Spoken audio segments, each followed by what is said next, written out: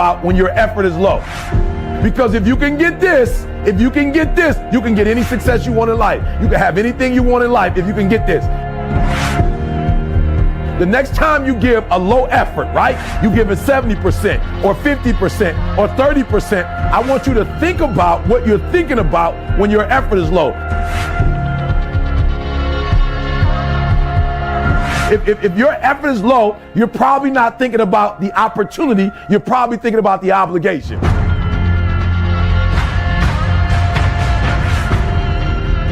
And when you think about E.T., how you stay pumped up? E.T.'s how you stay on fire. E.T., how you always driven, even in the midst of trials and tribulations, even in the midst of your haters, when people try to break you and tear you down. E.T., how you stay strong. I keep thinking about the opportunity. Every single day, I'm thinking about the opportunity, and I'm not looking at this thing as an obligation. I'm not looking at this thing as something that I have to do, or that I'm forced to do, right? Something that somebody's making me do. Every time I wake up, I'm thinking, I'm alive, baby. This is the day. This is an opportunity. If you want what you've never had before, if you want to do what you've never done before, if you want to be what you've never been before, change your mentality. And I want you to see that effort goes up when you look at it as, I got an opportunity of a lifetime. But you should be excited about the fact that you have an opportunity.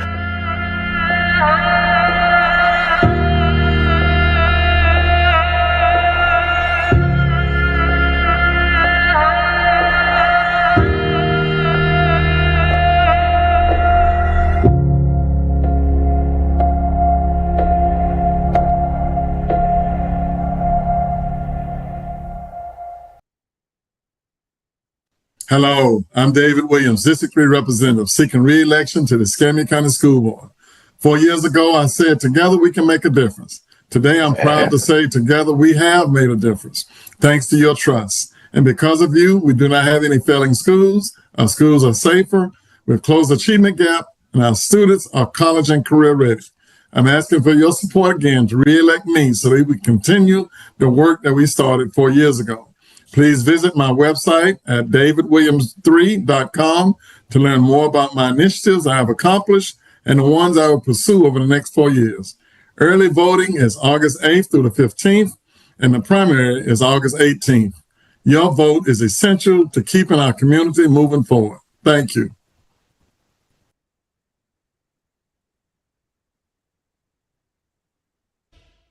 Choosing the right school is one of the most important decisions you'll make for your child. At Jacqueline Harris Preparatory Academy, we provide a safe, supporting environment where students grow academically and personally. With strong core instruction and unique programs, students gain confidence, creativity, and real-world skills. At JHPA, we live by our motto, enter to learn, depart to serve. Enroll today and prepare your child to soar. WBQP TV Radio wants you to be. Be prepared for the hurricane season. Hello, I'm Dr. Isaac Williams, and I'm running for School Board District 3. Our community is asking for change, and I agree. District 3 deserves change. District 3 deserves a representative who will listen, communicate, and stay connected to the community. Our students need every opportunity to succeed. Our teachers need support, and our community and parents need a voice. I've spent my time as a servant leader in the Marine Corps, as a pastor, as a community activist, and I'm prepared now to serve District 3 on day one. And I will be honored to earn your support and your vote on August 18th. God bless you. God keep you.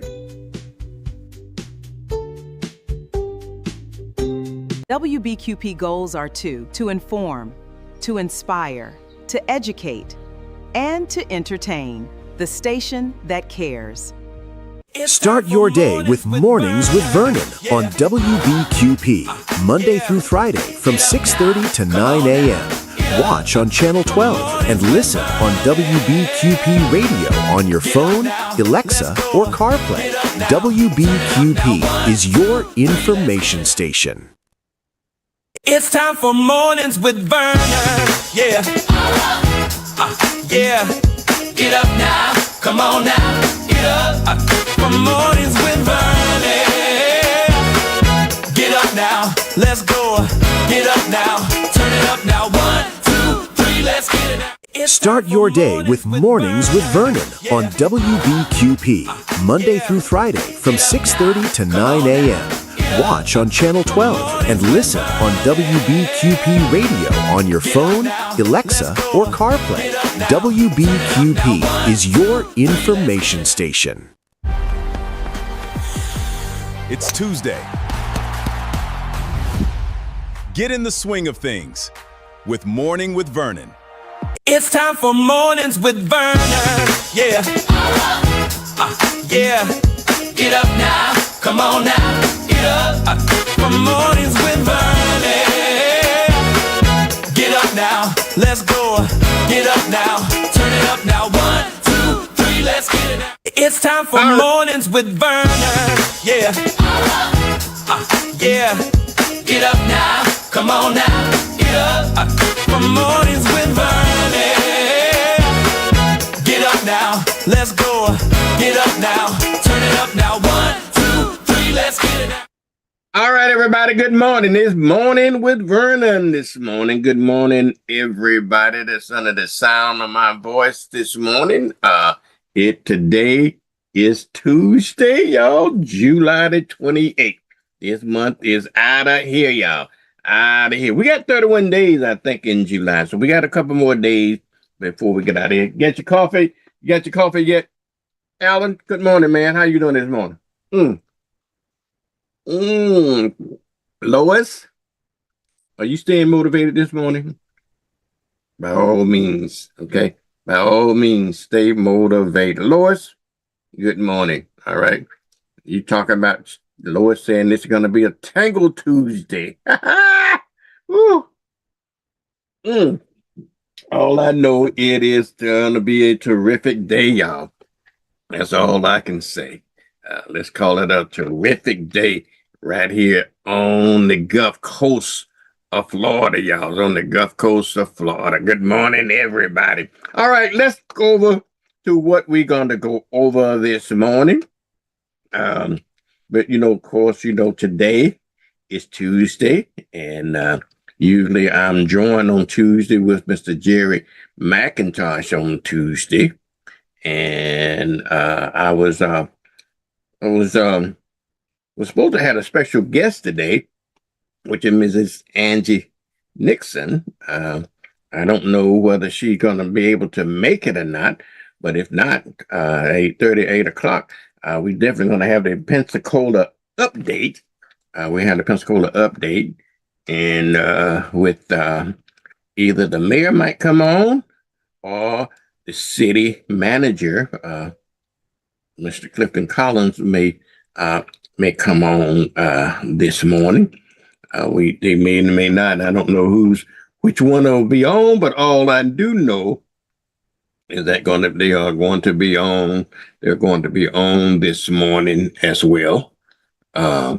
And she's going to give us what's happening in the city of Pensacola.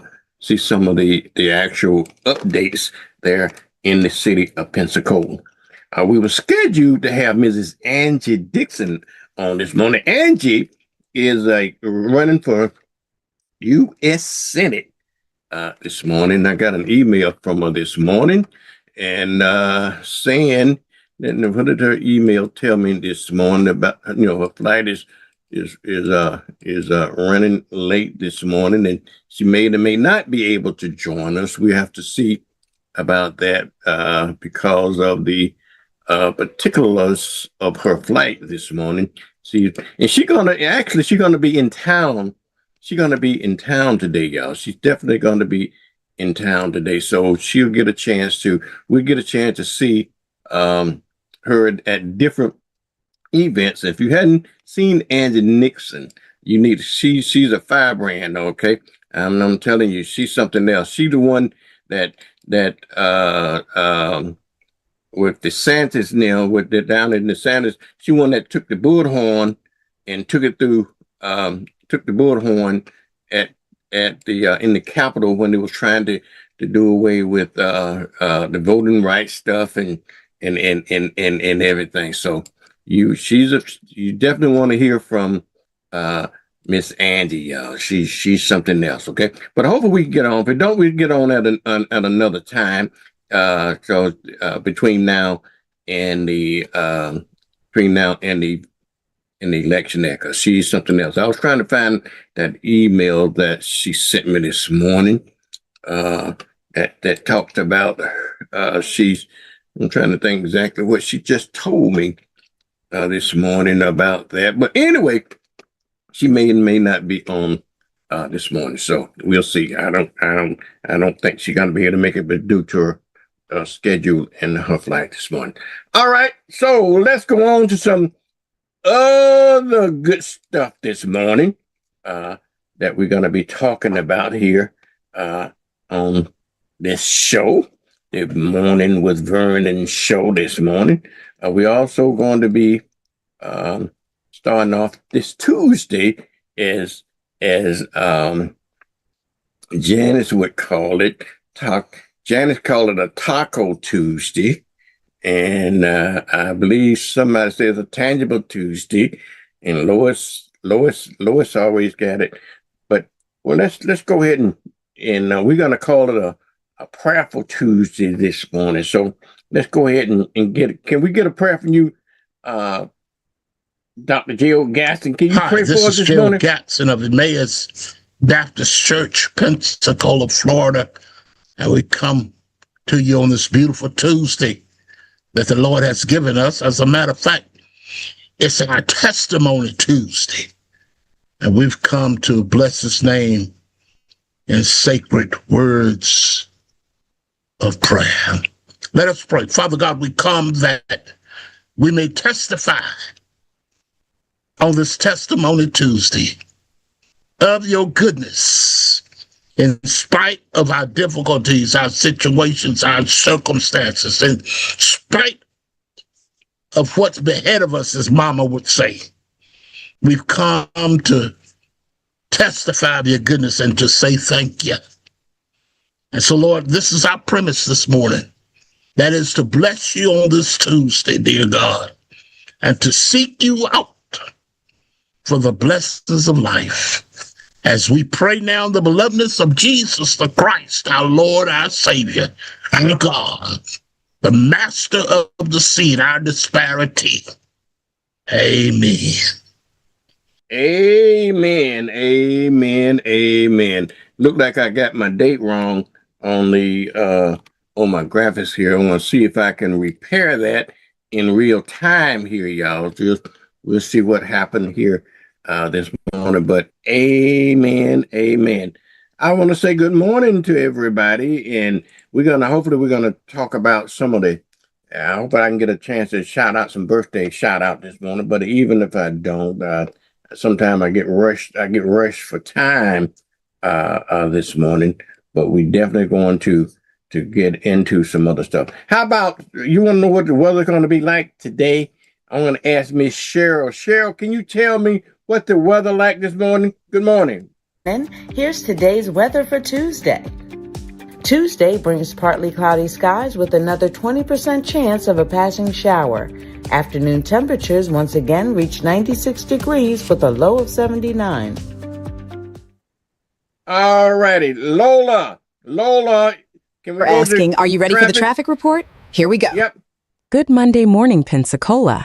Welcome back to the work week. Here's your WBQP traffic report to help you get where you're going safely. Let's look at the Monday morning commute. Traffic is expected to be heavier than normal as commuters return to work following the weekend. School staff, military personnel, and business travelers will contribute to increased traffic throughout the morning. Be careful of the traffic hotspots. Interstate 10 eastbound from Pine Forest Road to I-110 will experience moderate to heavy congestion between 6:30 a.m. and 8:30 a.m. Interstate 110 southbound approaching downtown Pensacola will slow during the peak commute. U.S. Highway 98, Pensacola Bay Bridge, heading into Gulf Breeze and toward Pensacola Beach should see steady commuter traffic with heavier volumes after 7 a.m. Davis Highway, State Route 291, between University Parkway and Airport Boulevard, remains one of the busiest routes, especially near Pensacola International Airport, hospitals, and shopping centers. 9 Mile Road near Navy Federal Credit Union and the University of West Florida will have increased traffic during the morning rush. Mobile Highway, Pace Boulevard, Cervantes Street, Fairfield Drive, and Scenic Highway are expected to experience periodic delays at major intersections. Slow down and be aware of construction and road work. Motorists should remain alert for active construction zones and maintenance crews on state highways and local roads. Reduce your speed in work zones and be prepared for occasional lane restrictions. Weather and driving conditions. Expect warm and humid conditions with the possibility of scattered afternoon thunderstorms. Wet pavement can quickly become slippery, so increase your following distance and slow down when rain begins. Here are some traffic safety reminders. Florida Highway Patrol, Pensacola Police Department, Escambia County Sheriff's Office, and neighboring law enforcement agencies will be conducting routine traffic enforcement throughout the day. Buckle up, obey posted speed limits, and eliminate distractions while driving. Estimated morning drive times. I-10 Pine Forest Road to I-110 15 to 20 minutes. Downtown Pensacola to Gulf Breeze, 18 to 25 minutes. 9 Mile Road to Davis Highway, 12 to 18 minutes. Pensacola to Pensacola Beach, 20 to 30 minutes. WBQP traffic tip. Leave a few minutes early, stay alert for changing weather and traffic conditions, and check your route before heading out for the morning commute. I'm Lola with the WBQP Traffic Center. Have a safe Monday, enjoy your day, and thank you for watching WBQP, your information station. Back over to you, Vernon. All right, back over to you. Seems like to me I must have got my traffic report all wrong. Cause did she say Monday? She probably did say Monday. Huh? You know what?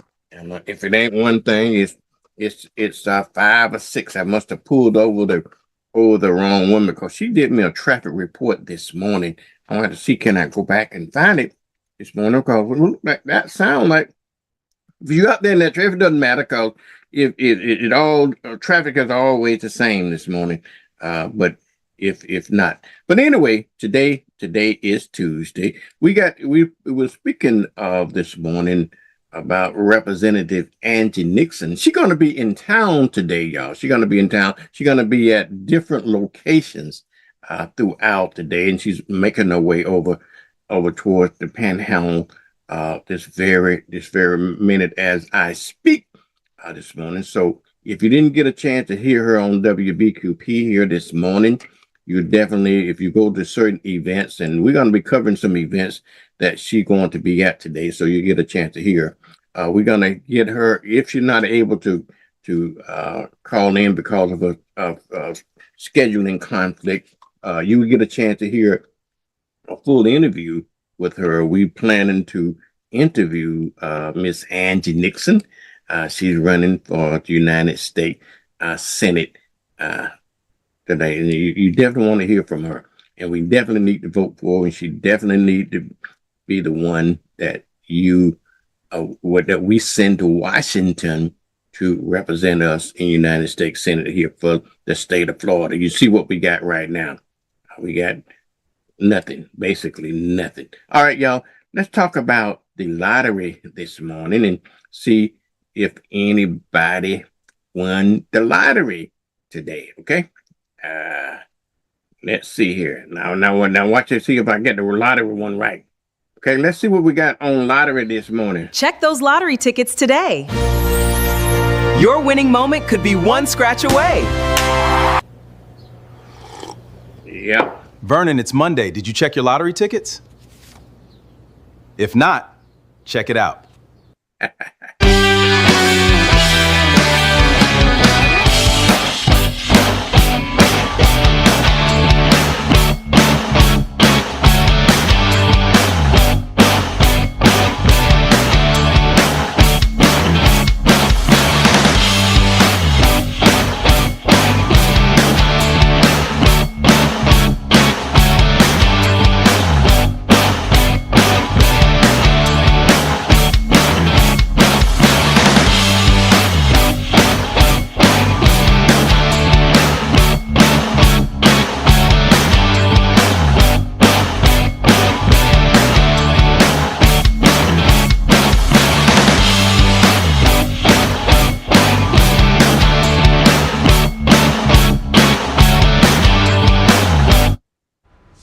All right. Damn.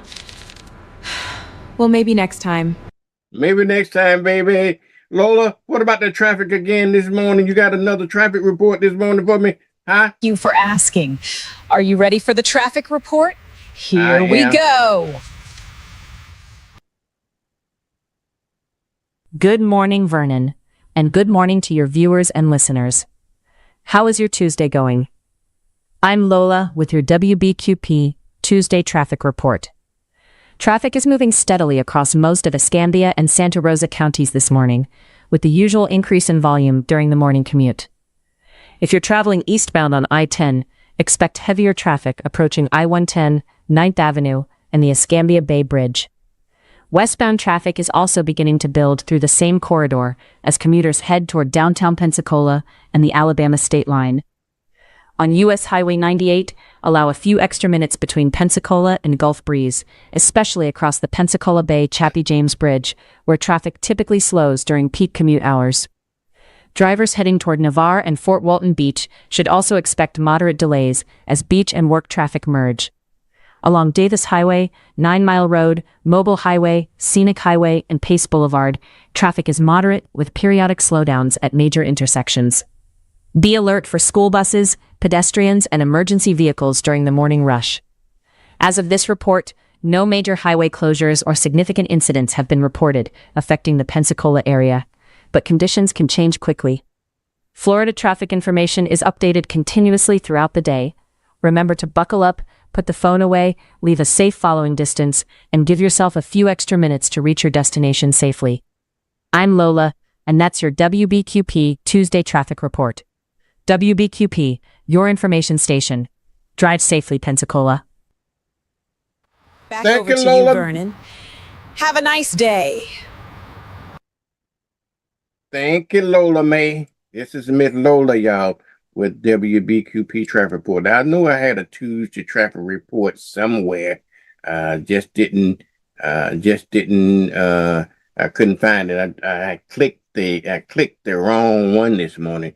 Don't forget, y'all, that 7:30 we are going to be having Mrs. Shakita Payne on. She's gonna let us update us on the jobs, over at the ECUAs. If you're looking for jobs, you might want to go ahead and get those jobs right now. In fact, I was reading an article. If you're going to get the job with the city and the county, you might want to go ahead and start getting those jobs now, because if they got a referendum, y'all, on the ballot to do away with property taxes in Florida. And it's kind of a double-edged sword.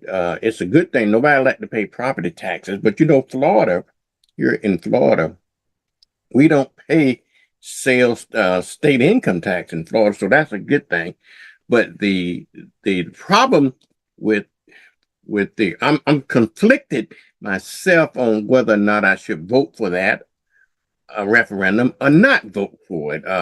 If you vote for it, at least I know what my property taxes are right now, and I know where it goes. It goes to education. It goes to fund city services and county services and stuff like that. I am aware of that.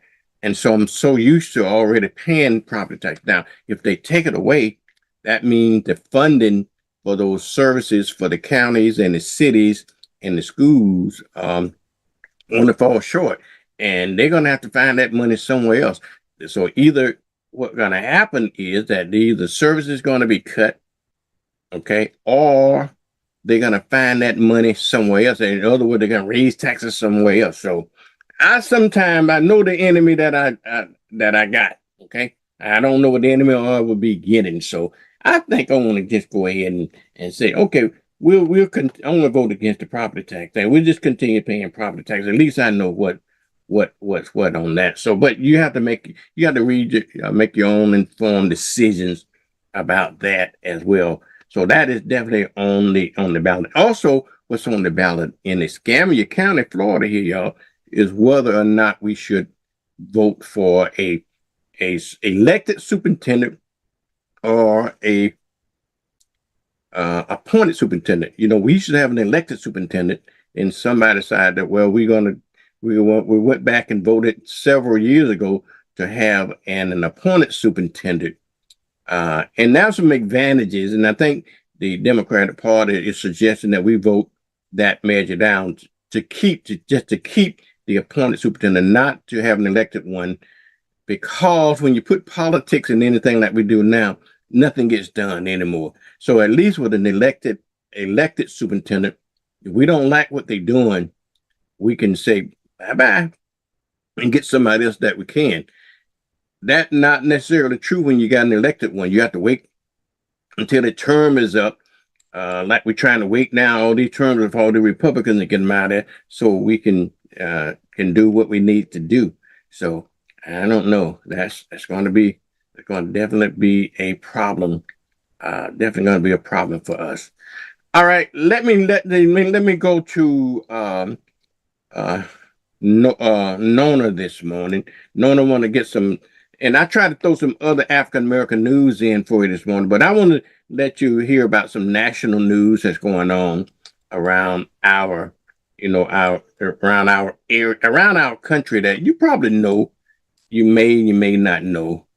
Okay, but if not, I have Nona to give us. She give us the African American news of the week, the kind of week headlines, and let you know what's happening in and around our country. Nona,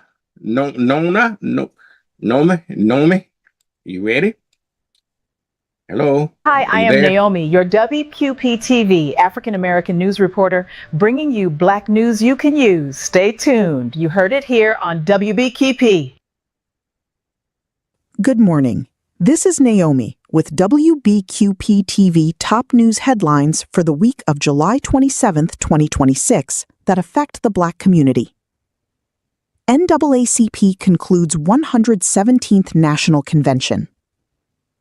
Thousands gathered in Chicago as the NAACP wrapped up its national convention, adopting new priorities focused on voting rights, economic opportunity, environmental justice, education, and civic engagement under the theme, We the People.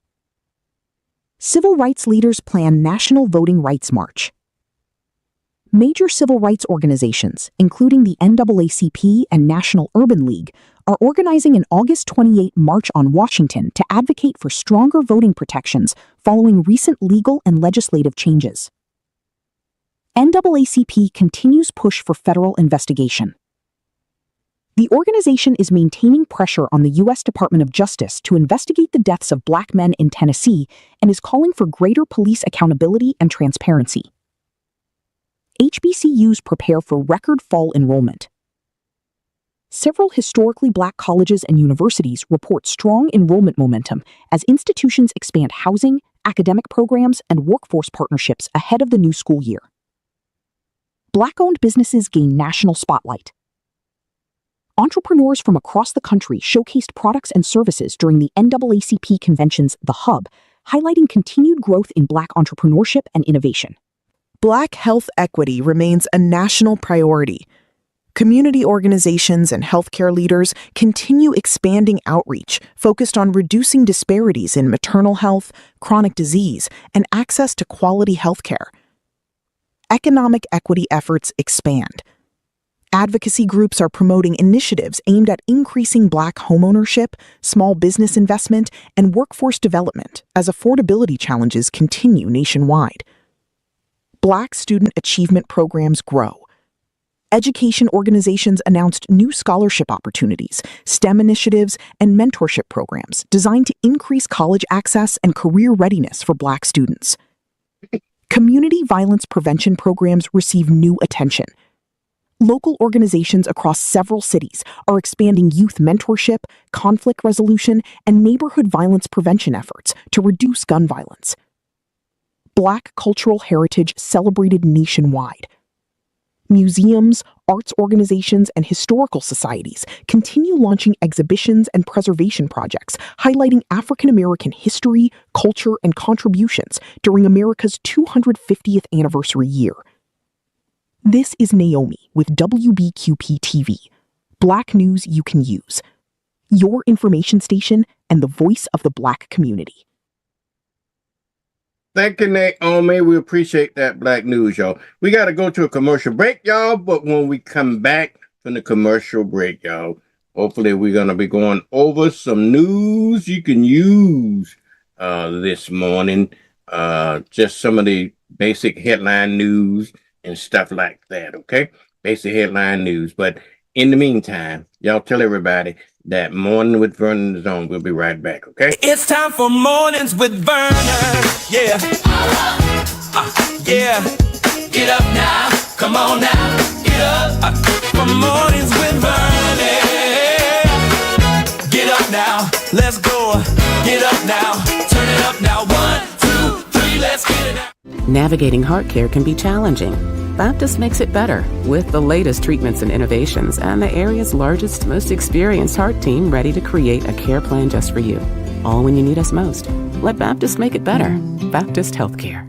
For 75 years, Baptist has brought innovative care to our community. Through our Andrews Institute, we continue the legacy by providing advanced total joint care, restoring mobility, strength, and quality of life. Baptist Healthcare, here for you then, now, and always. Why wait? With Penn Air's fast approvals and low rates, getting a car loan is easier than ever. Penn Air Credit Union. Join us.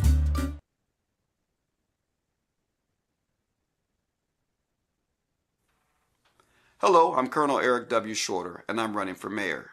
As a true son of Pensacola and a product of multiple generations of public servants in this city, I know what it means to serve. The spirit of servitude led me to serve our country, the world, and now I'm here to serve Pensacola. My goals are simple. I want to create vertical economic initiatives, which translates to good-paying jobs. Affordability. I want to address the housing affordability crisis. Neighborhood revitalization.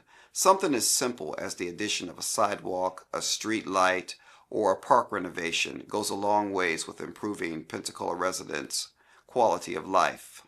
Education reformation. I want to ensure that our children and young adults are prepared to meet today's demanding job market.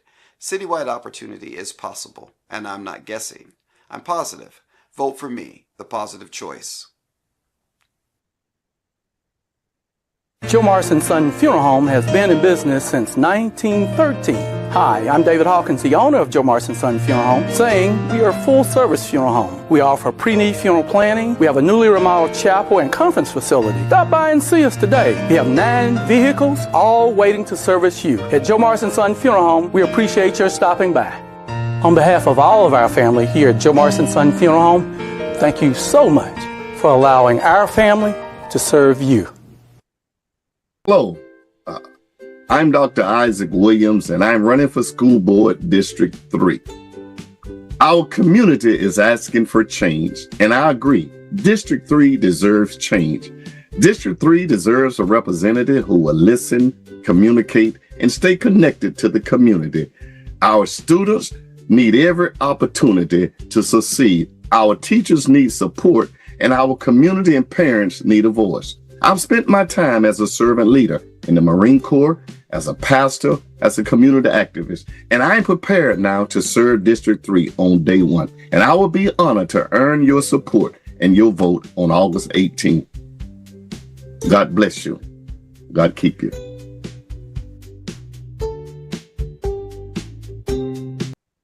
Choosing the right school is one of the most important decisions you'll make for your child. At Jacqueline Harris Preparatory Academy, we provide a safe, supportive environment where students grow academically and personally. Through strong core instruction and unique programs, students build confidence, creativity, and real-world skills.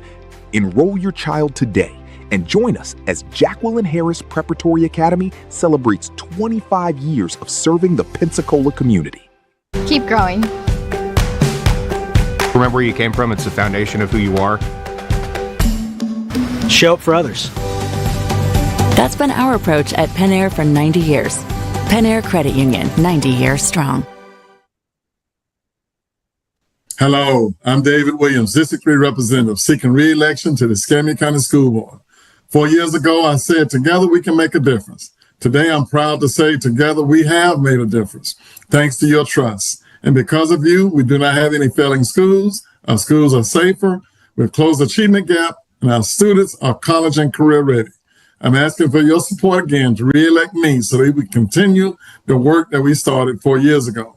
Please visit my website at davidwilliams3.com to learn more about my initiatives I have accomplished and the ones I will pursue over the next 4 years. Early voting is August 8th through the 15th, and the primary is August 18th. Your vote is essential to keeping our community moving forward. Thank you.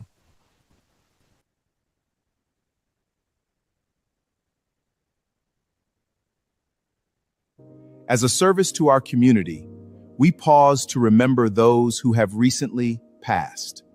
Our deepest condolences.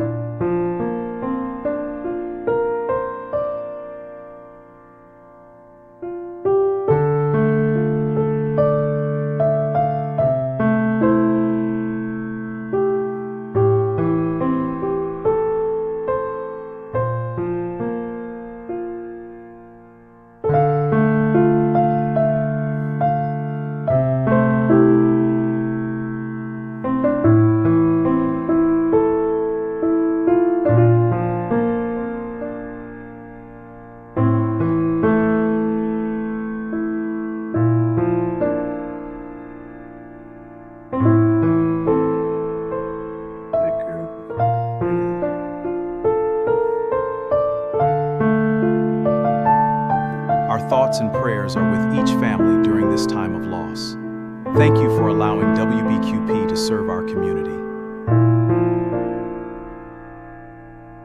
This is Prayer Perspectives by J.O. Gatson on your WBQP.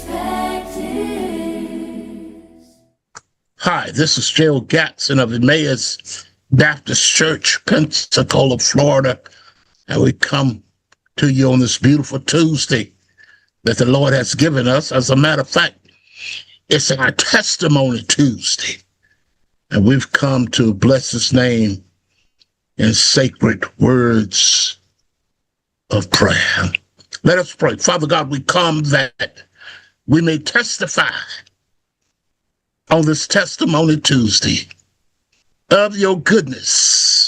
In spite of our difficulties, our situations, our circumstances, in spite of what's ahead of us, as Mama would say, we've come to testify of your goodness and to say thank you. And so, Lord, this is our premise this morning. That is to bless you on this Tuesday, dear God, and to seek you out for the blessings of life. As we pray now in the belovedness of Jesus the Christ, our Lord, our Savior, our God, the master of the seed, our disparity. Amen. Hello, I'm Dr. Isaac Williams, and I'm running for School Board District 3. Our community is asking for change, and I agree. District 3 deserves change. District 3 deserves a representative who will listen, communicate, and stay connected to the community.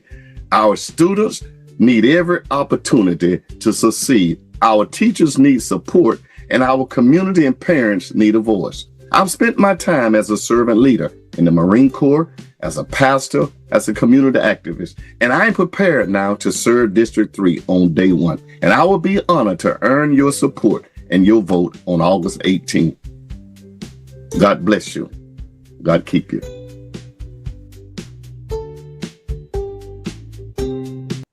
WBQP goals are to inform, to inspire, to educate, and to entertain. The station that cares. Hi, Vernon. Here's a look at your weekly weather forecast. We start the week with plenty of sunshine before rain chances increase during the second half of the week. Monday will be mostly sunny with just a 20% chance of rain. It'll be a hot one with a high of 96 degrees and a warm overnight low of 78. Tuesday brings partly cloudy skies with another 20% chance of a passing shower.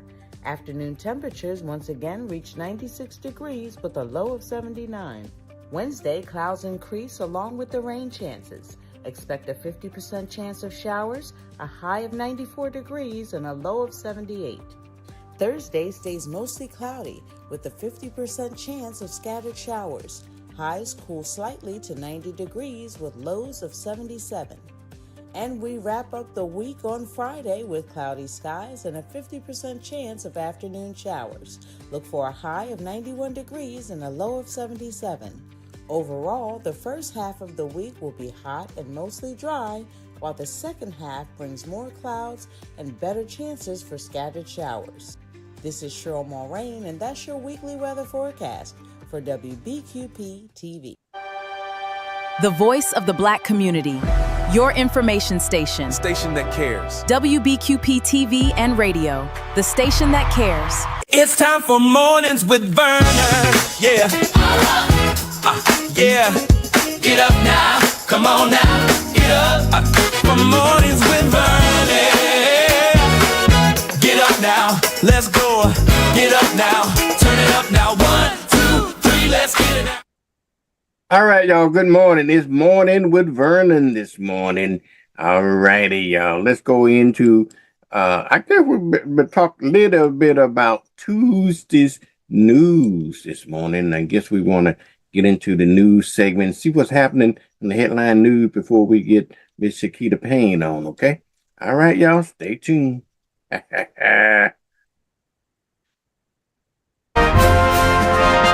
Can you believe it's Tuesday already, Vernon? Not only that, Vernon has news you can use, so listen up.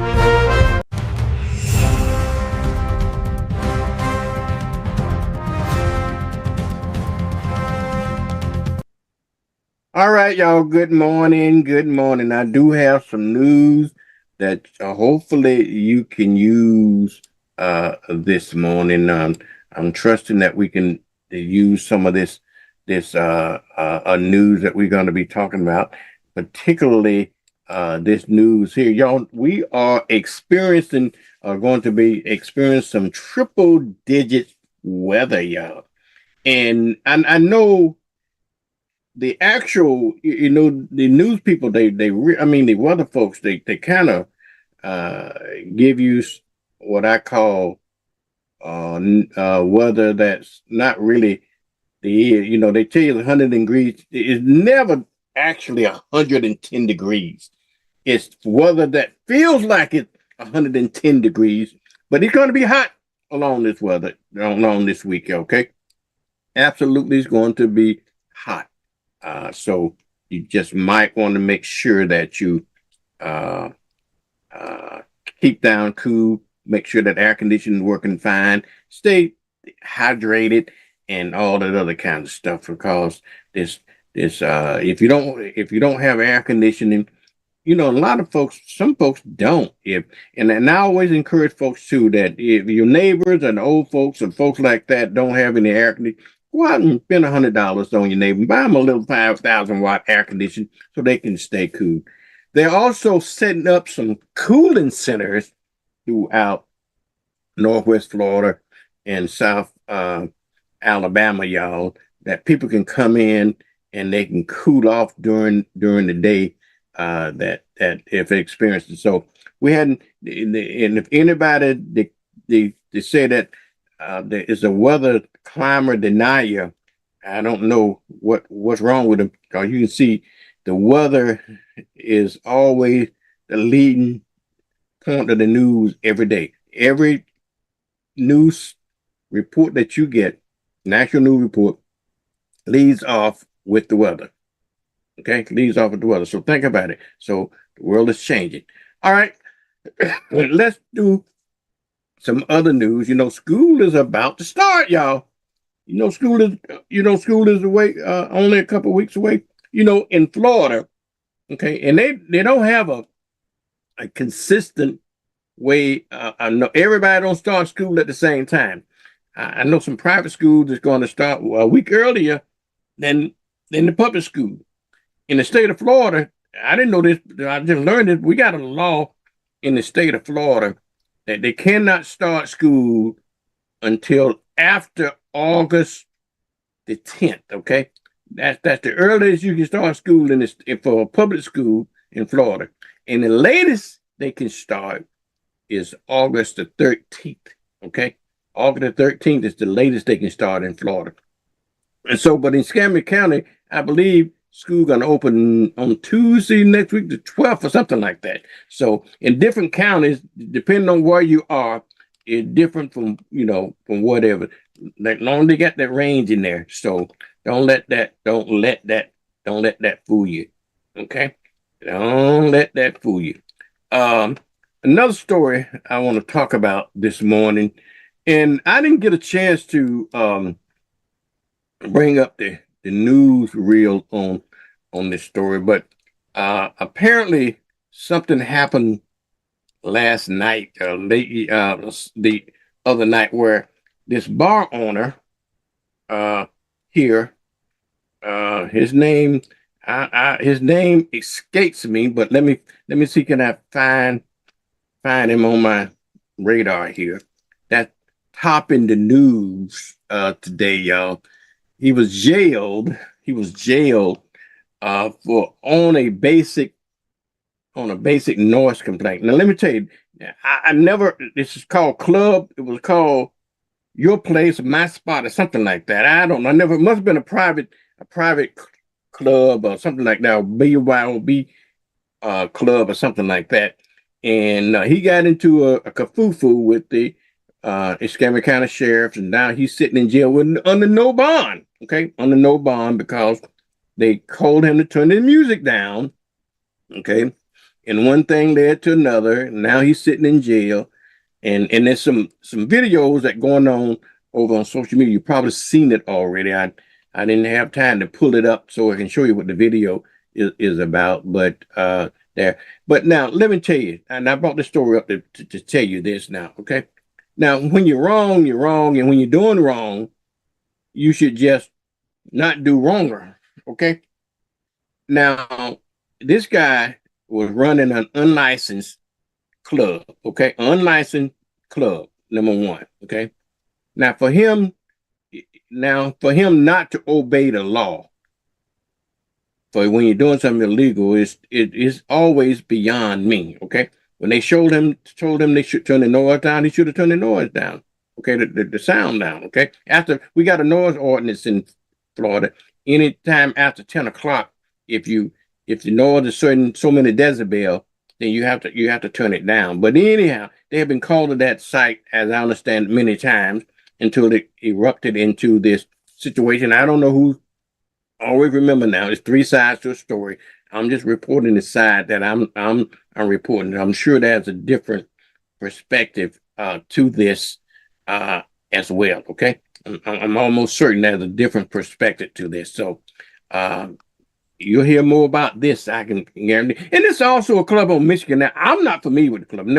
I never even heard of the club before now. So I don't know what the deal is. But let me move on to a different story here. Okay. Different story is just kind of cool it down just a little bit here. The National Weather Service is offering some, we are in hurricane season. They're offering some free virtual hurricane training this week. So you can get on your computer and you can take advantage of that as well. So know that you heard it. Know that you heard it here. Okay. Know that you heard it here. All right. 3 people was dead and 4 was injured. And this is national news. Y'all probably heard about this in the national news, and a festival up in Seattle, Washington. And at the same time, the other news that's coming out of Seattle, Washington, y'all, is that these 2 guys, if you ever been there, they got this big Space Needle. They call the Space Needle, big old thing, 600 feet up in the air with a big restaurant on top of it. And if you ever go to Seattle, you might want to go up there and have dinner or something like that. But 2 guys went up there and jumped off and parachuted off the building. They're looking for them now because they're saying that they're going to get them for trespassing and all that other kind of stuff. But anyhow, they're having a festival over there, and 3 people are dead and 4 injured after that. So keep your eyes on that news here in Pensacola, y'all. In this area here, firefighter rescued a man that was swept 200 feet after he fell in there off near the Blue Wahoo Stadium over there. Okay, it was kind of a dramatic rescue, if you will. The firefighters and police officers responded, but they pulled him out. They pulled him out for safety. Okay, over in Baldwin County, y'all. Over in Baldwin County, they get this man. He's going to get 10 years for a sex sting that they was going to doing over in Baldwin County. So in other words, they got him here in Pensacola, but he's a Baldwin County district school worker over there. And I don't understand. The janitor would call them perverts. Okay. But anyway, it is what it is.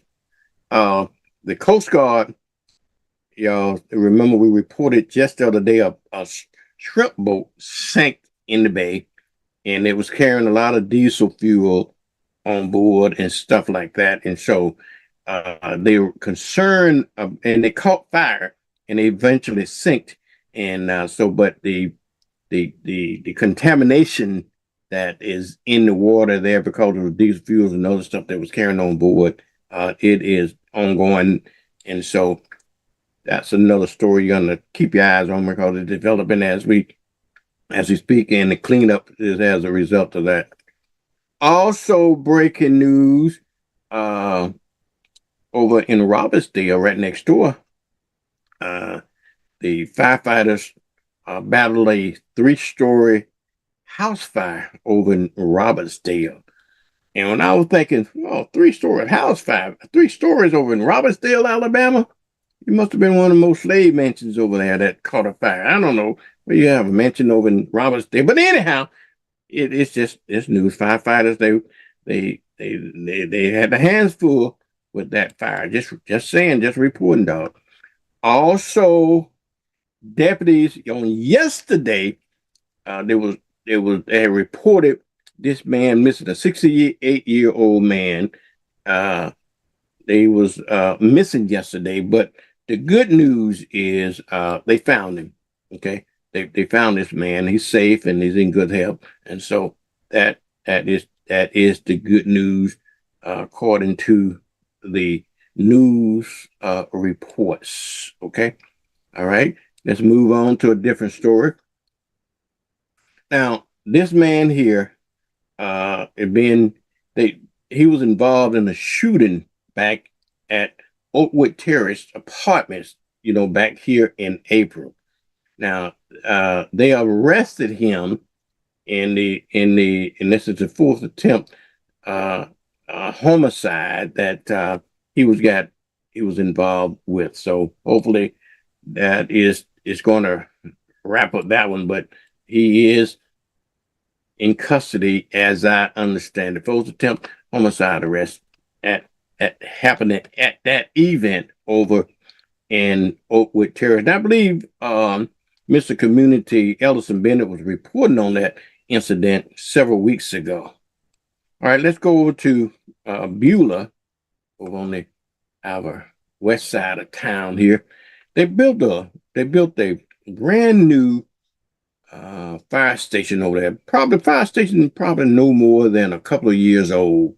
And now they're finding mold in that brand new fire station. So the county is running tests on it to see how, see the effects of it. They're still able to use it. They were just having the firefighters to avoid that area that is contaminated with mold.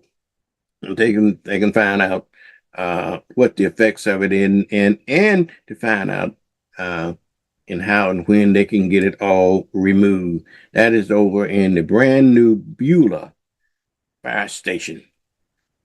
It's more than 2 years old. A man helped to rush to in a house fire recently. I don't know exactly when this took place, but they called him an angel. Well, he is, for the folks that he saved. That house, I think, got struck by lightning, if I am correct in saying that, and it went up. It went up in flames. So a good Samaritan he had rushed in and helped get the family out very quickly before the house was engulfed into flames. So thank God for good Samaritans and community heroes that stepped in at this thing saying at a scary time. Thank God for that. All right. Now here's a veteran trying to make a difference in our community. Like I say, I'll try to report the good news and the not so good news. This is some good news. This veteran trying to make a difference in our community. His name is Carl Shrewell, if I'm pronouncing his name right. He did a life of service, and he doing some things in the community.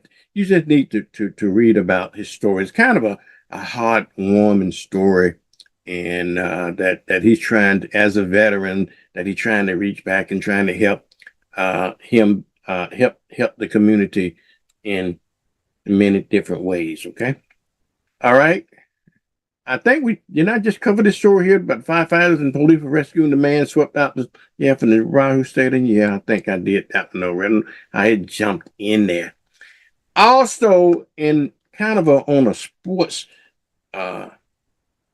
report, if you will, a semi-soccer team the Pensacola semi-soccer team won the national championship here in town. We ought to be real proud of soccer.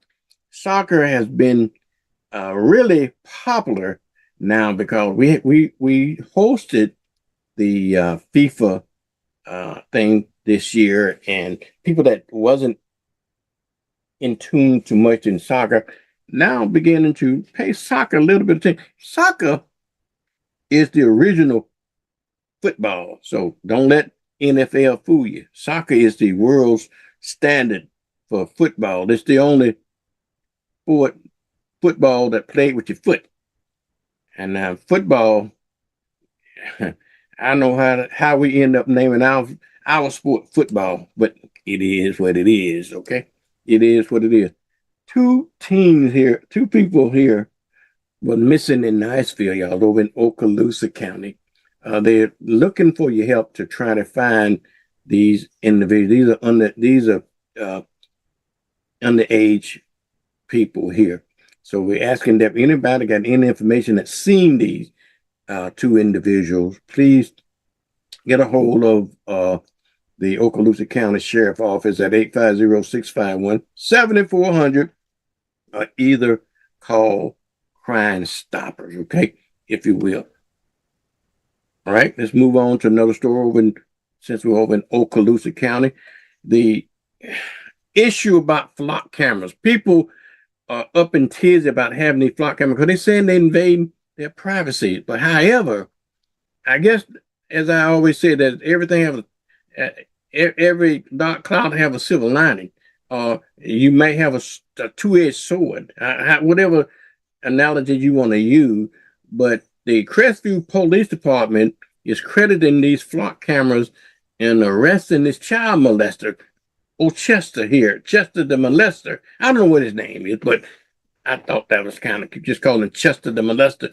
But the flock cameras are helping law enforcement officers to solve crimes. You remember last week we had 5 people come out of Houston, Texas, to break into that crab restaurant on the beach, and with the help of flock cameras, they was arrested before they even got back to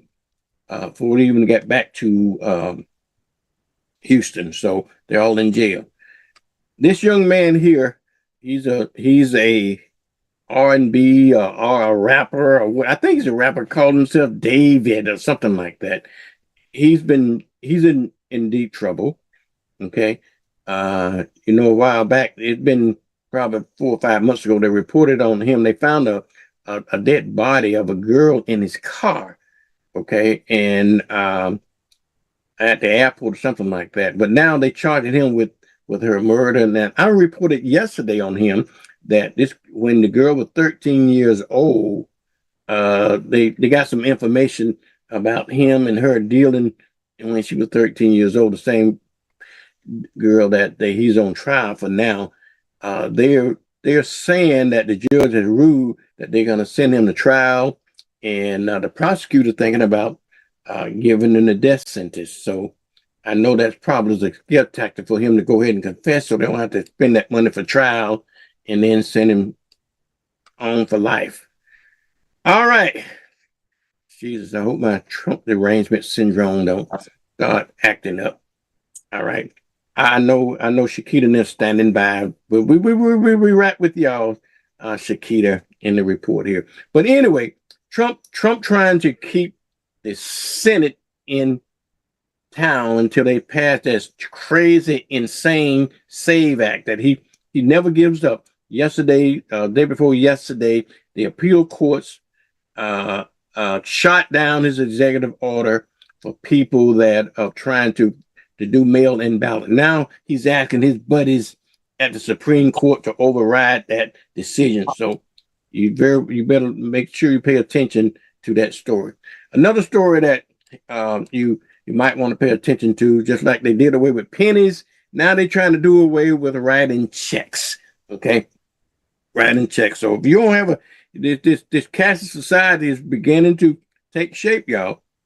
If you don't have a debit card or credit card or something, other form of payments, Cash App, all these apps to pay your things, paper checks is the thing. I hadn't wrote a paper check in very few paper checks I've written down since I discovered debit cards and so forth. Okay. Also, in national news, there's a fight over at the Senate. This election is a very, very important election, y'all, because it's going to determine who controls Senate. We need to take our, unlike those MAGA, we need to take our country back. We need to get our country back. So it's important that you vote, okay, in this election, because the control of the Senate is also at hand, as also the control of the House, okay? And so in order for us to, and this is what it looks like right now. These are the latest outlook. So it's looking good sometime for the Democrats if they can ever get the act together to see if we can take back the control of the House. The war is still going on over in Iraq, y'all. Let me tell you, the problem is they're getting a ceasefire now. Every time they go in a ceasefire, you know what that means? They ran low on ammunition. Okay, and they trying to reload. That's what happened. That's why they cease fire. But the problem here is that Trump don't understand that Iran is playing the long game. Iran is playing the game that Muhammad Ali playing, what he call rope-a-doping. Okay, yeah, he know, like Muhammad Ali know he couldn't beat Frazier, but he had to time out. Okay, and that's what Iran is doing. They know they can't go toe to toe with the United States in terms of, but what they're doing is letting the United States punch themselves out. They got all of these $1 million rockets and $1 million drones and billions and millions and billions dollar drones at the United States and interceptors. Now we're running low on them.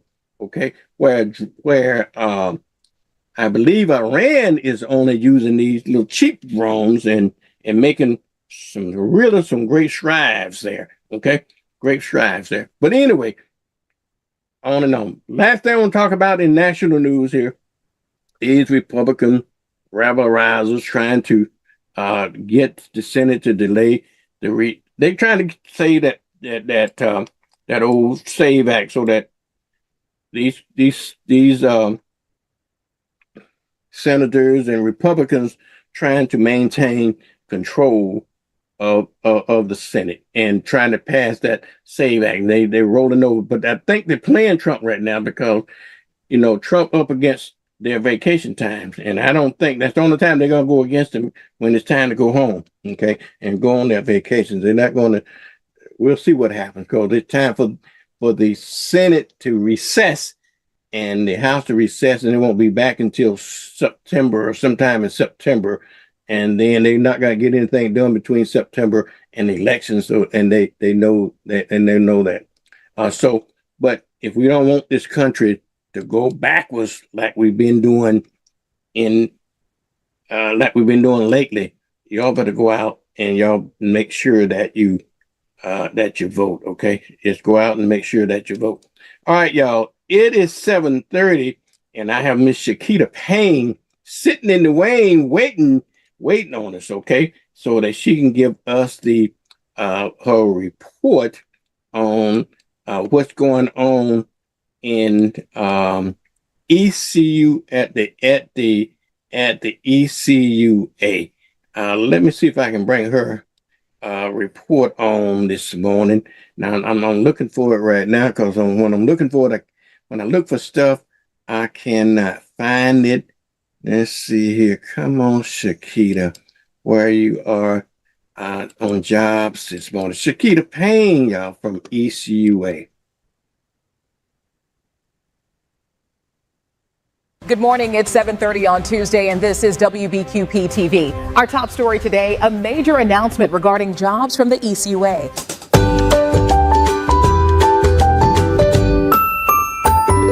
And welcome to Job Opportunities with Shakita Payne. Join us every Tuesday morning at 7:30 for the latest openings, only on WBQP TV.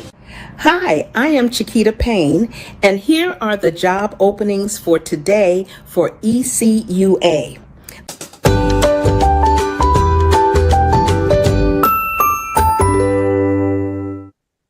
Well, good morning, Miss Shakita Payne. Good How are morning, you, sugar? I'm good. How are you doing this morning? I am doing well. Good seeing you this morning. You too. You too. Nice, Yeah. sunny, hot day.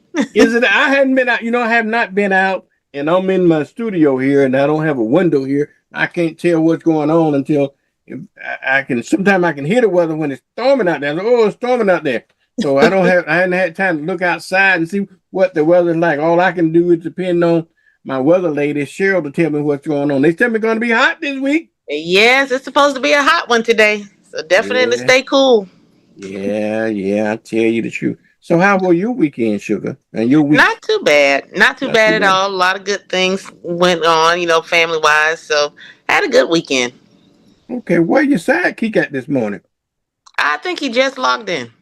Oh, did he? Okay. we get him in this morning as right. well. Good morning, Edric. How you doing this morning? Oh, how about yourself, sir? I'm doing well. What's going on, Shakita, on the job scene?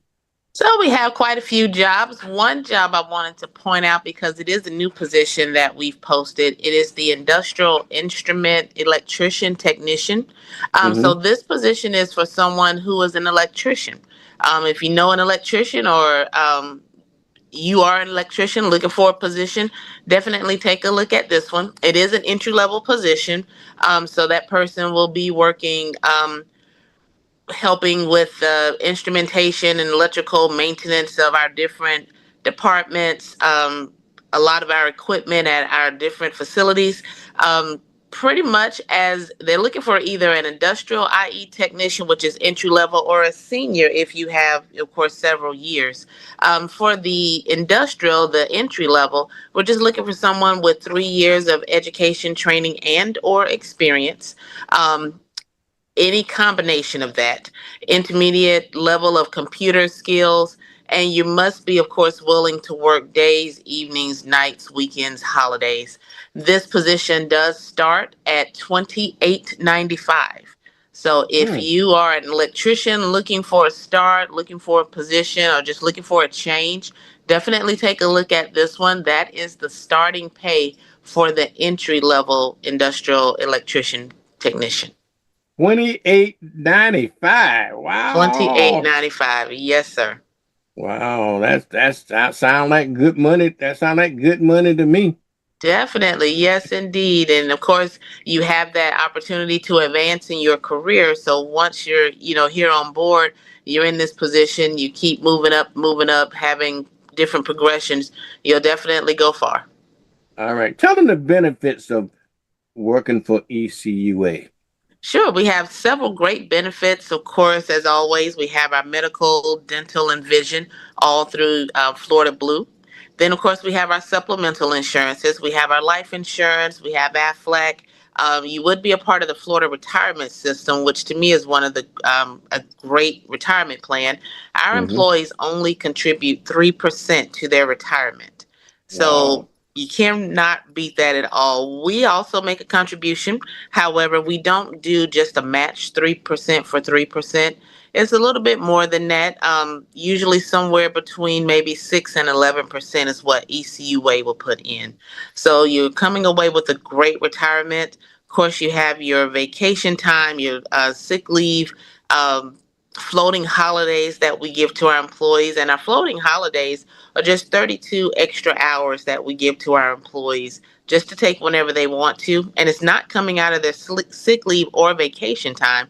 So it's just some time for you to take. Of course, we have several different wellness programs, financial webinars that we provide to our employees.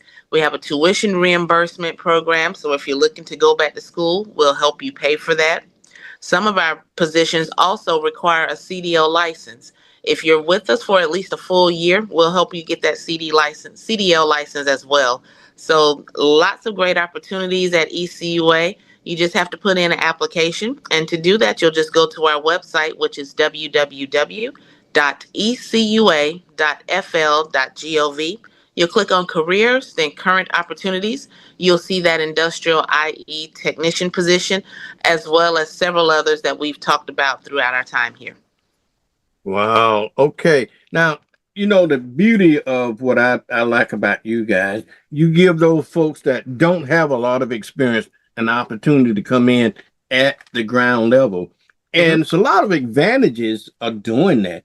Sometimes you don't have, in particular for younger people, and even for folks that even in other career fields are thinking about doing a career change and don't have any experience in a certain area. You give an opportunity to come in as a trainee, get paid well, get benefits. But once you get into that system, you can always move around. Very true. Yeah. And so, so many different opportunities, that are available for people that's just the main thing. You just got to put in that application. If you have any experience, homegrown experience, you worked around the house, you've worked in different organizations, maybe at your church, but you have that experience for the position you're interested in, put in the application. You never know what will happen. Yeah. I'm glad you mentioned that again. If you don't think that you got experience in a certain area, you may have it and not realize that you have it, because most folks think that only their real work, they're paid, not real work experience, all the experience is experience regardless how you get it. And that's why we look at it. But some people only think that paid experience counts. All experience count, whether it's paid, whether it's voluntarily, you can have a hobby. As long as you can show some experience doing that type of work, all experience counts. So that's what you need to understand and put in that resume. Am I on target? You are 100% on target. Okay. All righty then. Andrew, you got something that you want to share with us this morning? You always be the quiet one. We got to give him an assignment, Shakita.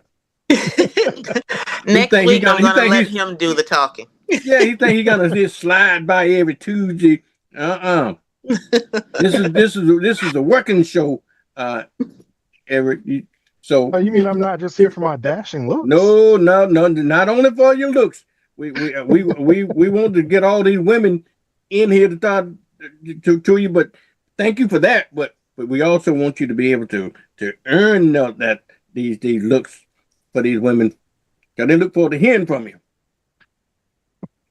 Absolutely. Well, Chiquita's pretty much hit the nail on the head for everything. Definitely want to also emphasize that, we are always looking for additional sanitation equipment operators. So if you are someone that has, some CDL experience, we always need drivers as well. So make sure you keep us in mind.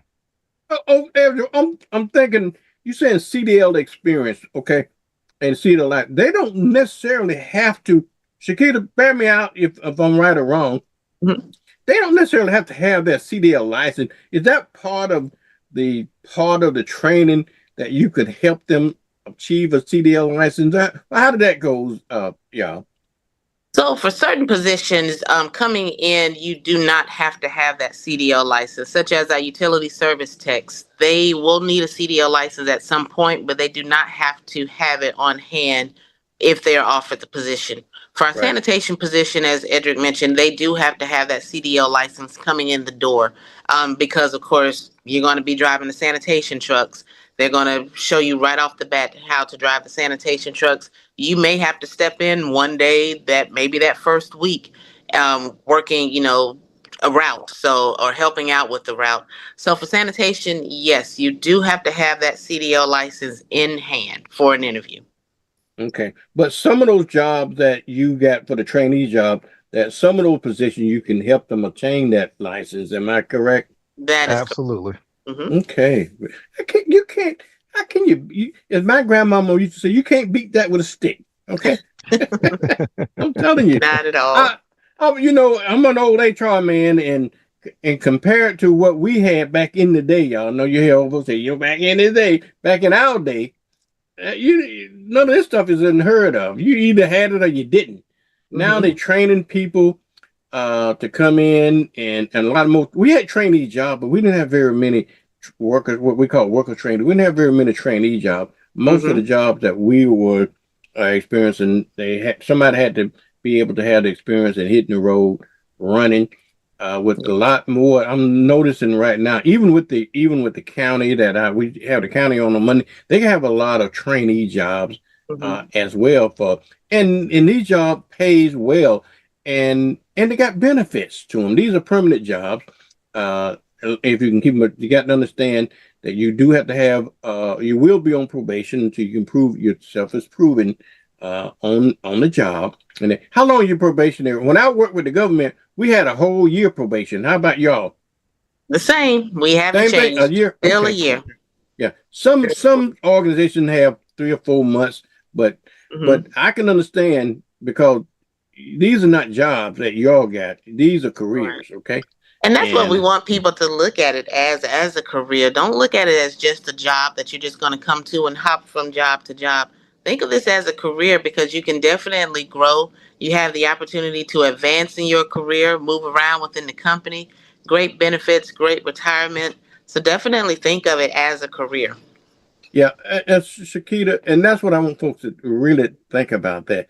Don't think that you coming in as driving say a garbage truck, not to demean that job, because that certainly is a very important job, but that don't mean you're gonna spend a career driving a garbage truck. That's maybe an entry level job. That's a job that can get your foot in the door.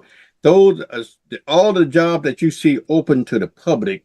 There's also career opportunities that you don't get a chance to see because it's only open to the folks in-house, and that you can move up into the organization with many other kinds of opportunities that's available to you. So you got to think about that. Yeah. Definitely. And not only that, also, people are also looking to retire. So we have those positions that are going to be coming open fairly soon. I'm thinking like within the next 3 to 4 years, we'll see a big difference, in our management team. So that's that opportunity for people to advance in their career, coming in the door, working in your position, learning all that you can, and you have those opportunities. Just about maybe 2.5 weeks ago, one of our sanitation drivers moved up into a supervisor position. She stuck it out and she was able to move into that position. So you have those opportunities to advance in your career. You just have to take that chance and put in an application. And you can see the pancaking effect of when she moved up into that, left a vacancy for her job, right? Exactly. Somebody take her job, and then whoever took her job, that leaves another vacancy for that job. So Exactly. So again, go to our website, www.ecua.fl.gov. Click on careers, then current opportunities, and you'll see all the positions that we have open right now. Now, most of them do say continuous. That, of course, means that we're taking applications until those positions are hired. So, if you're interested in a position, definitely go ahead and get your application in. Hopefully, we can get you in for an interview. If you have any questions, you're more than welcome to give us a call at 850-969-3370, and we can explain anything, that any questions that you may have. Now, also tell them about they can apply for multiple jobs. You don't just have to apply for one job. You can apply for multiple jobs. Am I correct? Yes, yes. If you are looking for a position, please don't put all your eggs in one basket. Definitely look at everything that we have and apply for all the positions that you're interested in. Now, do keep in mind, once you put in an application for one job, that application will go for just that one job. You will have to click on apply and apply for each job that you're interested in. When you're putting in your application, please be sure to fill out the entire application. We get people at times that will just attach a resume and submit, but you do need to fill out the entire application. You can, of course, attach your resume to the application, but we do need you to fill out the application in its entirety. Absolutely. All right. There's anything that you get going on that before we go? Anything you want to pass on for the good of the order? No, I think we've cleared everything today. Okay. Miss Shakita, anything else we want to talk Nope. about? Any notices in the boil water notes? Anything else that's going on ECA we want to pass on? Nothing. Nope. I don't have anything. I will say, of course, do check out our website, even if you're not just looking for jobs, but look at our website. Take a walk through our website because there's a lot of information for the community, such as those water boil notices and other things that are going on, different projects we're working on. So you'll know where we're at in the community. If we're working on a certain street, that information will be out there. If you have your own business, maybe you're looking for a contract, take a look at how to do business with ECUA on our website. You can see all the contracts that we have out there open for bids. So a lot of information is out there on our website. That's a good point. I'm glad you mentioned that point too, because this is just not only for individuals, but there's opportunities for businesses to work with the ECUA. That's a good point. And maybe we can next week we'll talk about that, because we kind of I really forgotten about that for people that with small businesses can do business with ECUA, which with the contract could make a big difference in their lives. Yes, Yeah. indeed. Yes, So indeed. let's, And we let's can plan definitely on talk talking about that next let's week. plan on adding that to our agenda so that we can see what's available and how they go about doing business with ECUA. I know sometimes the Gulf Coast Minority Chamber of Commerce holds seminars sometimes on how to do business with governmental agencies and stuff like that. But each agencies has their own different requirements. So see if we can talk about that next week. Okay. Okay, will do.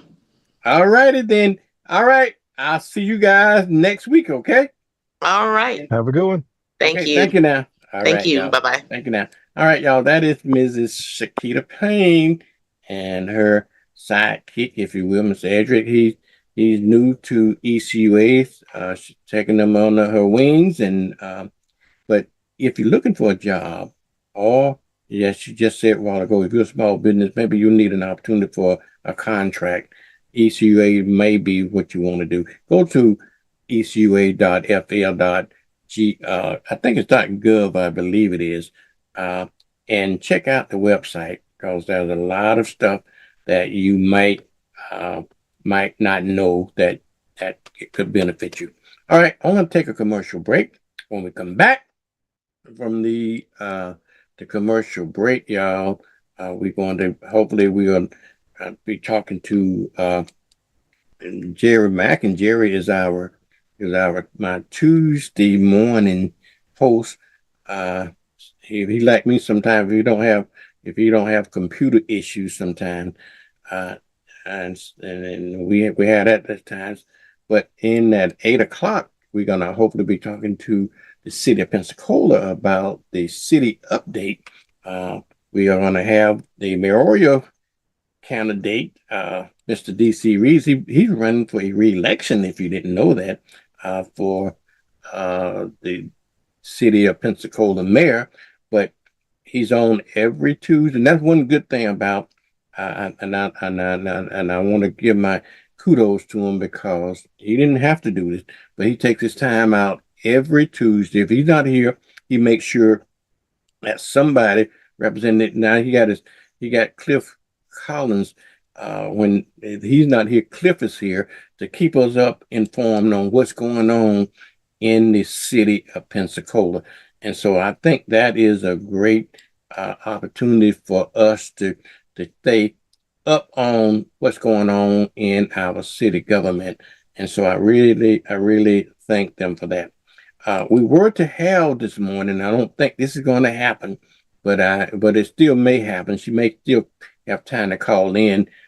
We had scheduled candidate Angie Dixon. She's serving in the Florida House right now, but she's running for U.S. Senate for the state of Florida, and she's going to be in town today and making her move all along the Gulf Coast. Hopefully, she's going to be in Crestview and Fort Walton Beach and Milton and over in here in Pensacola sometime today on different and various sites today.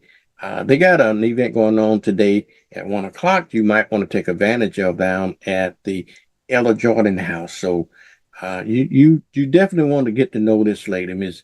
Angie Dixon, because I think you should want to be voting for to represent us in Washington next year. Okay. So with that, I'm going to take a commercial break. But when we come back, we're going to be hopefully talking to the mayor or Cliff Collins. Okay. Hi, this is Gerald Gatson of Emmaus Baptist Church, Pensacola, Florida, and we come to you on this beautiful Tuesday that the Lord has given us. As a matter of fact, it's our Testimony Tuesday, and we've come to bless His name in sacred words of prayer. Let us pray. Father God, we come that we may testify on this Testimony Tuesday of your goodness in spite of our difficulties, our situations, our circumstances, in spite of what's ahead of us, as Mama would say. We've come to testify of your goodness and to say thank you. And so, Lord, this is our premise this morning. That is to bless you on this Tuesday, dear God, and to seek you out for the blessings of life. As we pray now in the belovedness of Jesus the Christ, our Lord, our Savior, our God, the master of the seed, our disparity. Amen. Hi, Vernon. Here's a look at your weekly weather forecast. We start the week with plenty of sunshine before rain chances increase during the second half of the week. Monday will be mostly sunny with just a 20% chance of rain. It'll be a hot one with a high of 96 degrees and a warm overnight low of 78. Tuesday brings partly cloudy skies with another 20% chance of a passing shower. Afternoon temperatures once again reach 96 degrees with a low of 79. Wednesday, clouds increase along with the rain chances. Expect a 50% chance of showers, a high of 94 degrees, and a low of 78. Thursday stays mostly cloudy with a 50% chance of scattered showers. Highs cool slightly to 90 degrees with lows of 77. And we wrap up the week on Friday with cloudy skies and a 50% chance of afternoon showers. Look for a high of 91 degrees and a low of 77. Overall, the first half of the week will be hot and mostly dry, while the second half brings more clouds and better chances for scattered showers. This is Cheryl Mulrain, and that's your weekly weather forecast for WBQP TV. Good morning, everyone, and welcome to the show. It's a beautiful day out there, and let's get you caught up on everything. The voice of the Black community. Your information station. Station that cares. WBQP TV and radio. The station that cares. WBQP goals are to inform, to inspire, to educate, and to entertain. The station that cares. It's time for Mornings with Vernon. Yeah. Yeah. Get up now. Come on now. Get up. For Mornings with Vernon. Get up now. Let's go. Get up now. Turn it up now. 1, 2, 3. Let's get it out. All right, y'all. Good morning. It's time for Morning with Vernon. This morning, I tell you, it is 8 o'clock, and every Tuesday, y'all, we always get the city update. We with either Mayor D.C. Reed or with Cliff this morning. Now, I think we got Cliff this morning for our city update. Good morning, Cliff. How you doing this morning, man? Hey, I'm doing well, Vernon. How about you? Can you hear me okay? I can hear you fine. Center yourself a little bit in the picture there, a little bit off centered. All right, I'm a TV man, so I'm really symmetric when it comes to stuff like headroom and stuff like that. I'm a little anal about that sometimes. That's quite all right. How about now? How do I look? Good. How was your week, man? It was pretty good. I can't complain. How about you? Same thing. There's nothing to whine about. You know, life could be a lot worse. Oh, of course. That's always the case, right? It's how you wake up and how you feel about it, right? Yeah, that's exactly right. I'm hopefully we're gonna be joined here in a little bit with Jerry this morning. Sometime he has his computer. He have his computer issues, and maybe he might be tied up. You know, we got to have some politician come on. I don't know. Are you familiar with Angie Nixon? I heard you talking about her and her flight and everything. Yeah, she's going to be in town this morning. Let me see here. Well, let's go ahead and give me the. I just got an update from a text from somebody saying that the video on the internet side is stuck. Let me go ahead and fix that this morning. But go ahead and tell us what's going on in the city of Pensacola. Well, obviously, we got a lot going on. I'm not sure if you maybe you are, but Gregory Street is sort of one of our big intersections here. At least the police have found that we had sort of a high rate of accidents there. So working with FDOT, basically now they're going to complete a traffic study, and the biggest key for this here is to determine whether a stoplight is warranted at, I think it's 14th Avenue and Gregory Street, and so the study should be completed by the end of August. And that's just a step forward by a police department, by the city, working with FDOT to make sure that safety is paramount and to make sure we can get this done in time. So that's something that's being worked. And it's basically as you're headed on the I-10. But more to follow on that, but I just wanted to make sure you were up to date on that. And then obviously my biggest thing go ahead. I'm sorry. No, go ahead. I'm listening. No, I was just going to say my biggest thing, the one I love to talk about, is Baptist Hospital and the legacy of it. I don't know if you know, but Tower 1 is down completely. Is Tower it completely 2 down? Completely down. I'm going by there again this morning. Tower 2 is about 10% down. We're moving in the right direction. But when I think about this, and Josh and I were talking about this yesterday, is when we started the journey on this here. I mean, there was a lot of confusion. There was a lot of misinformation out there. And, between Josh and myself in the city, we wanted to make sure we were transparent about it. And we thought back on sort of the journey we've been on, whether it was, abatement, whether it was, the mold, whether it was just whatever thing you could think of that was sort of negative about it. And we've definitely tried to turn that into a positive. The reason I bring that up is August 6th is going to be yet our biggest update, because it's going to basically be a compilation of all the things we've done already, where we're headed to next, and sort of what does it look like? Because you figure August, September, October, November, December, January. By January, we'll have all the towers down, and we'll be hitting the main hospital. So by June 2027, it will be flat land, and that will take us into the next phase, which is the development phase of the property. And we've said this many times over, but the next phase doesn't start until we listen to the people, and that's our community engagement. And that's considered phase 1. And then we have the development feasibility advisory, which is phase 2. They work hand in hand. That RFP is on the streets. It closes this Friday. We'll know how many companies have applied to sort of do the service to support the community and support the city in this endeavor.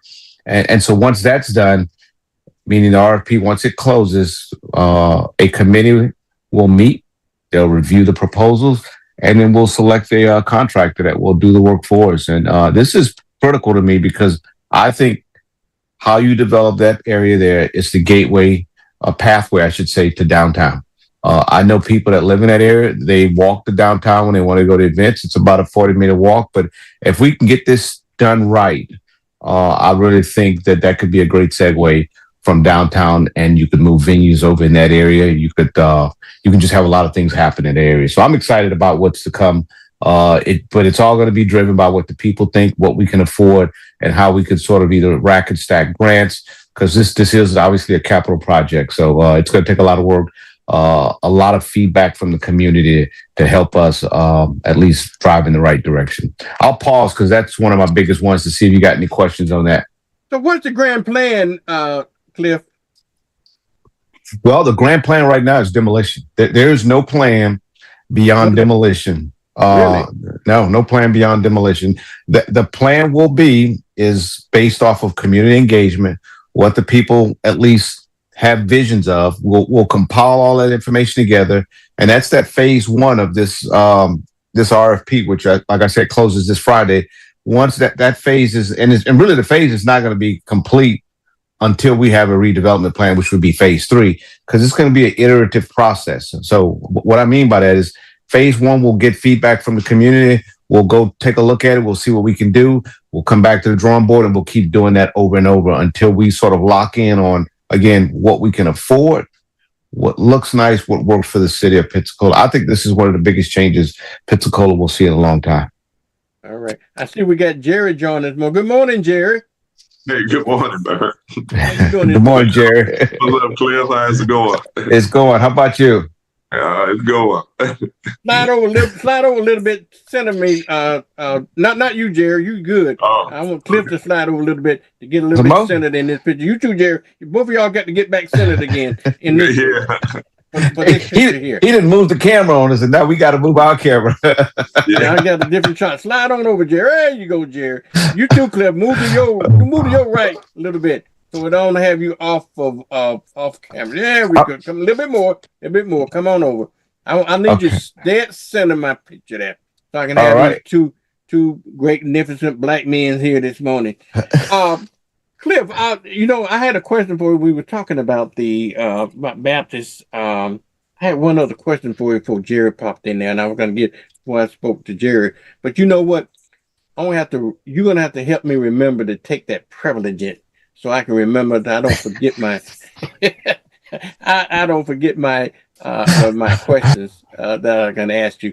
So, but I thought that was some plans for some housing or something to go on that property there at Baptist. No, so once they get it finished, y'all gonna put it what's the grand plan? Yeah, I asked that same question before. I mean, are they gonna sell it to developers, or are they gonna sit there and let it look pretty? No. So right now we got a commercial company out there, which is Pace. Pace is putting some affordable homes there for elderly. That's being built right now. But that's separate from the 53 acres that we have. And when I say, so the master plan is phase 3 of this project. So complete demolition in June.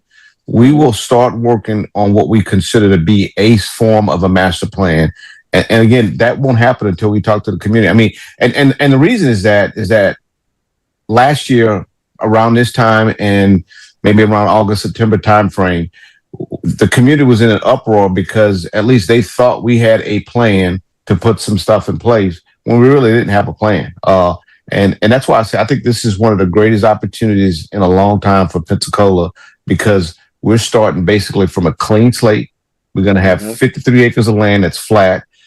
The community is going to be our voice to give us feedback. That is going to be the key. And so I envision this in, let's say by October, I could probably talk to you about a notional plan, at least what I'm getting feedback from the community. For example, they might say, well, we want a restaurant here. We want affordable houses over here.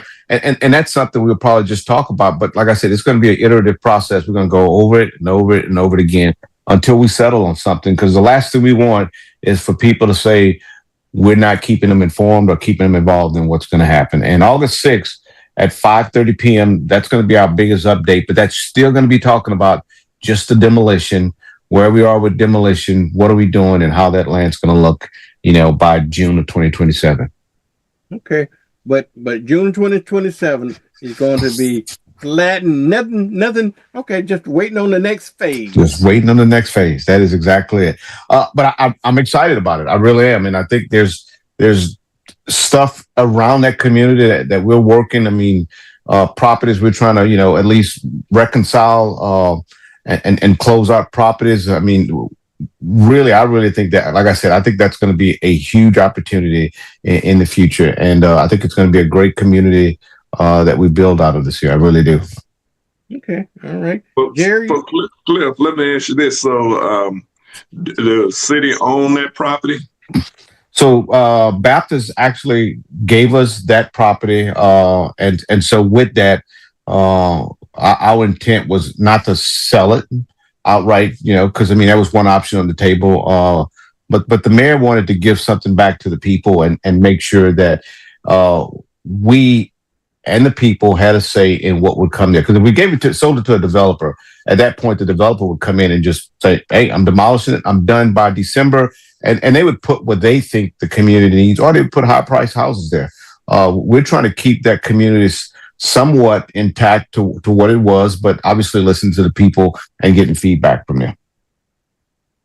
So the people will have the opportunity to, you say the city wasn't going to sell it, but how are they going to utilize it if they don't? I mean, so people will have opportunities to buy some of that property that live around there, or other people who might be. So the way we're going to work it is we're going to get grants to build that entire area up, and we'll hire a contractor to come in phase 3, and that contractor will help us develop the whole area. But we're going to use grant, and that's why I said we got to make sure we can afford some of the things that the people recommend, because we want to have a say in it from start to finish.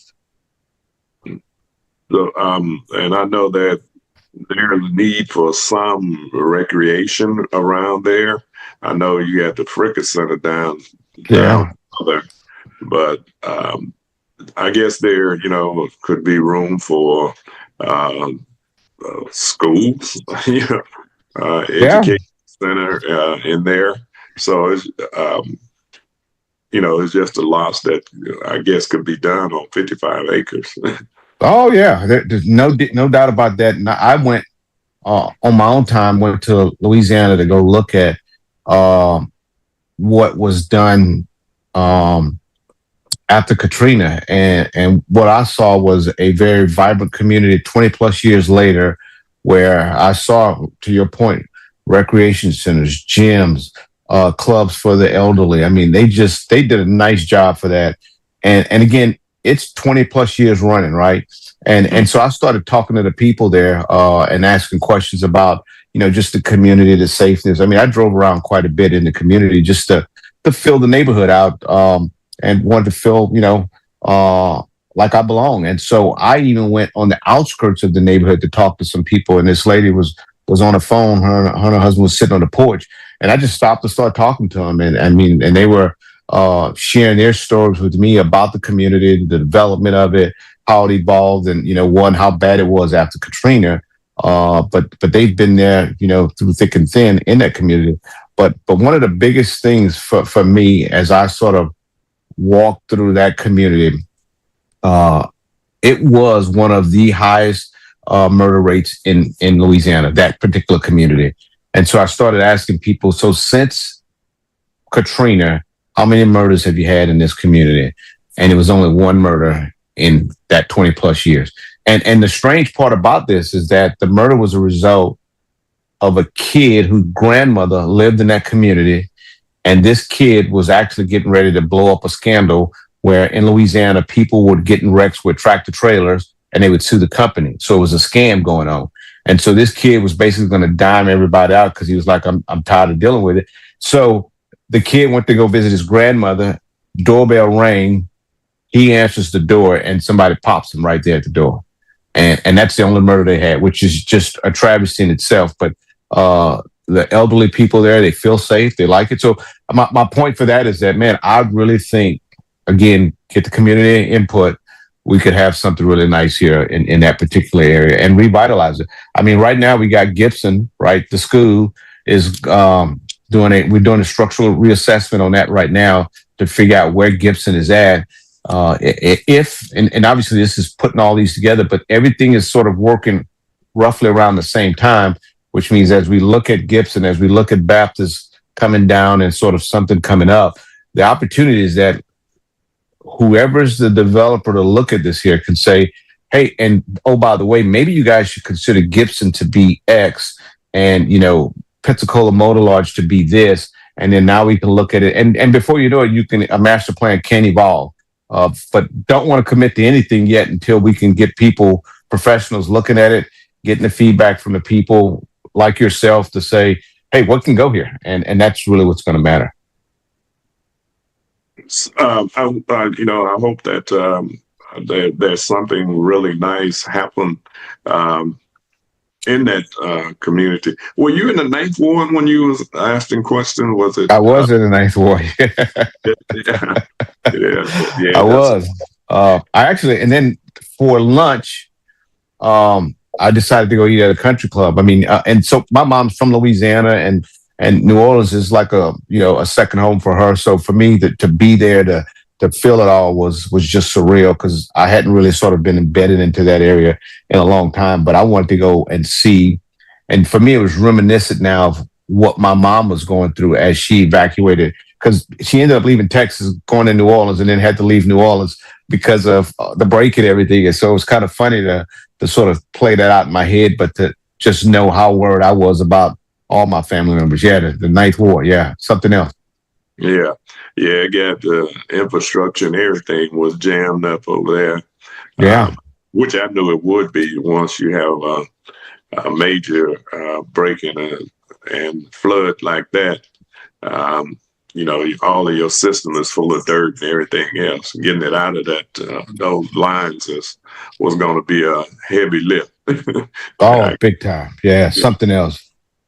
Yeah, but I hope that the people do have an opportunity in 2027 to sit down with the city and go over things that they see or needs in the community that will help, advance the community and make it more palatable to the people who live around there.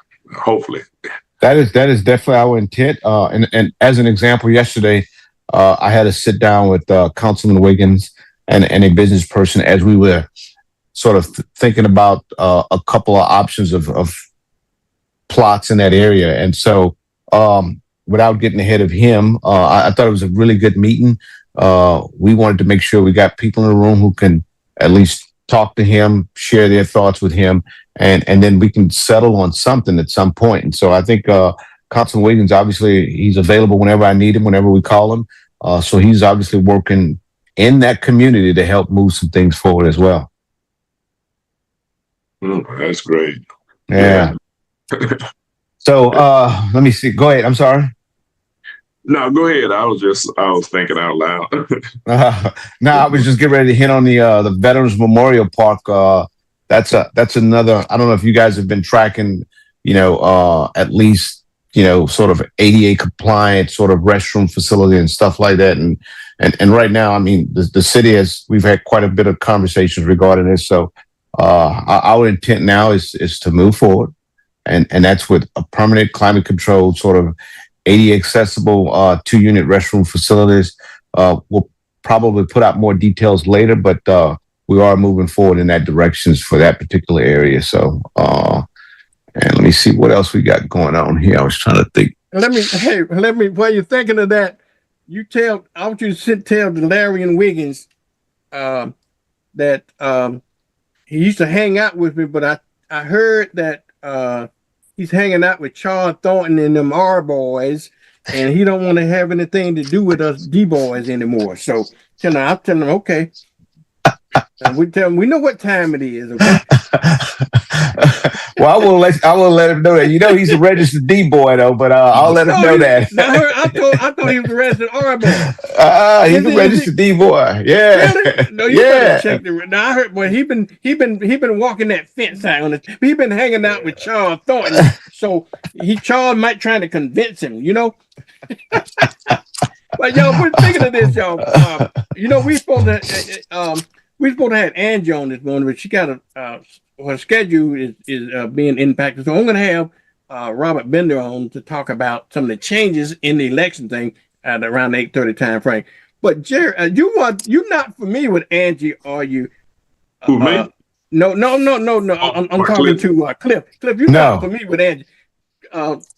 Educate Cliff on who Angie Nixon is, Jerry, because I know you know Angie's history.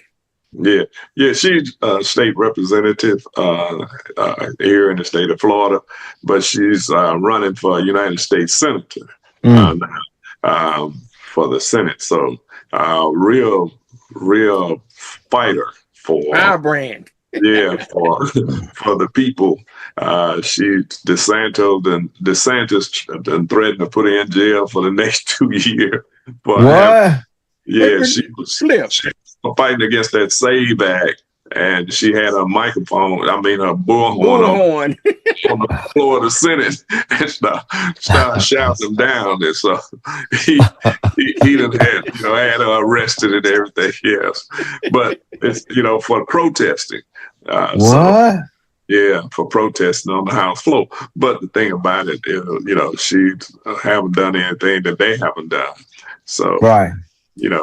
But she's running for senator, and she would be a great person if she could, win that primary.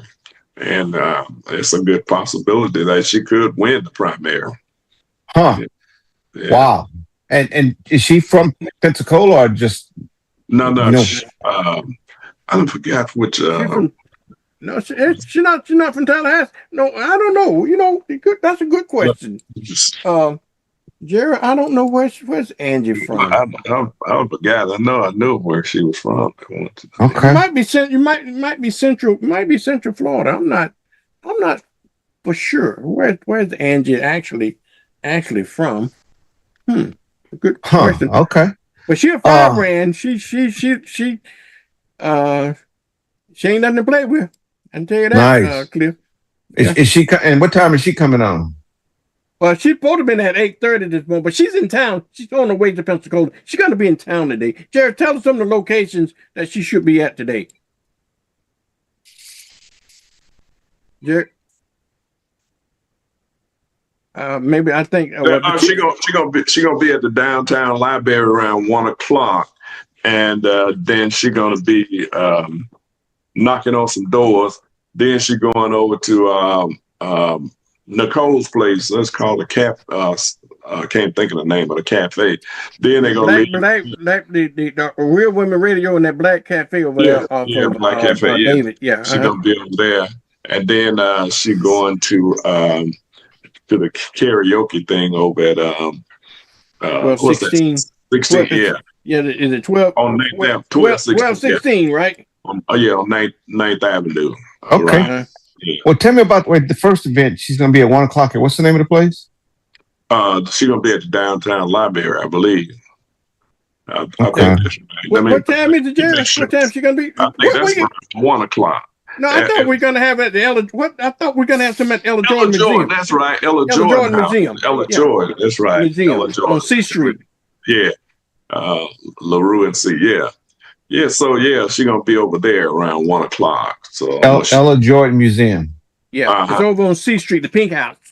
Yeah. Okay. I know what that's at. Okay. Yeah. Yeah. We met over there. We had Wiggins and I had a event over there at one point, I think. Okay. All right. Yeah. She represents Jacksonville, Vern, the District 13, Jacksonville. Okay, out of Jacksonville. Okay. Yeah. Okay. Yeah. Okay. All right. So she hails out of Jacksonville. Okay. All right. No, that's good. Let me see what else we had on here, Vernon. I got sidetracked myself. Go back to the city. Let's go back to the city news now. So I mentioned our event August 6th, but also August 6th through the 10th, we got a tall ship. Elisa will be visiting Pensacola as well. It's an 1877 Elisa's. It's a ship. It's an old ship, but it's usually docked in Galveston Seaport, obviously my home state, and it's part of the Galveston Historical Foundation. So that ship will be in Pensacola from the 6th to the 10th of August. So I think that'll be pretty good for the community, and really, that's kind of sums up what we got at least going on that I want to update you on. You know, we got a lot of projects running. A lot of fires in the hat moving, definitely to try to move Pensacola in the right direction as far as improvements and everything across the board. You know, y'all must got some really good grant writers here. Y'all got a lot of projects going on at one time, Cliff. You know, you got the Alice Williams thing, you got the Fricker Center going, you got the Hollis Williams project, you got the Baptist Hospital project, you had improving the Palafox Street, and a whole lot. You got a lot of things going on at one time. I hadn't known the city to be so busy. We do actually. Joel, and I can't think of Joel's last name right now, but Joel is our grant writer, and Joel was interestingly he was working on his master's in public administration. Just graduated, I want to say a couple of months ago, and finished it all. But boy, you talking about the city reaping the benefits of him getting that advanced education. And almost every grant that he puts in for, he gets. He's really that good at it. And then obviously it's up to us to bring it home. And I think that creates. I don't think people realize a lot of tension. I'll give you an example right now.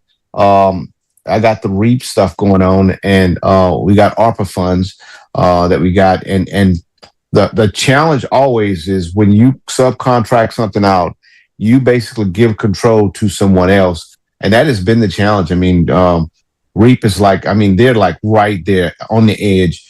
And I'm almost done with getting them across the finish line. And I can't wait to get them across so we can get people in those houses. And then we got 13 more shelters that's coming to REAP site. So they'll have 27 total. And I got to get all this done by the end of December. And you juxtapose that against Offensive, which is another site for pallet shelters, and that's a big area, and trying to get all that stuff done. But the challenge is always that we lose control by subcontracting, and we're up against the clock, and we got to have this money spent. So there's never a calm day for me at City Hall. It's always stress, but I love it. It's to ensure we can give back to the people, and most people don't see that. They just see the outcome. You know, Alice Williams is a classic example. Last year, I got in the job August 25th. I want to say either the first week of September or second week of September, I visited the site. Nobody was on site. No work was being done. I started basically, rattling cages around City Hall at the time. Finally got contractors on site, and every day was a push to sort of keep contractors moving in the right direction. And it wasn't that they didn't want to do the job, is that they were trying to manage that job plus other jobs. And so to me, the priority was, we want you to stay focused on Alice Williams.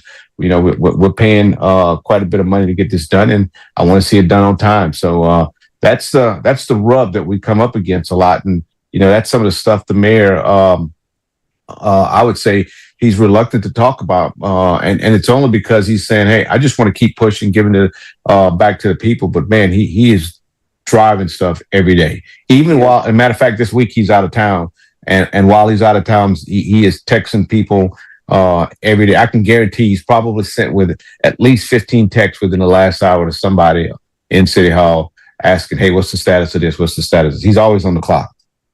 Yeah, wow. Okay, well, you tell Jason if he's going to moonlight, I need him to start writing me some grants like this, right for the city. I will definitely let Joel know that.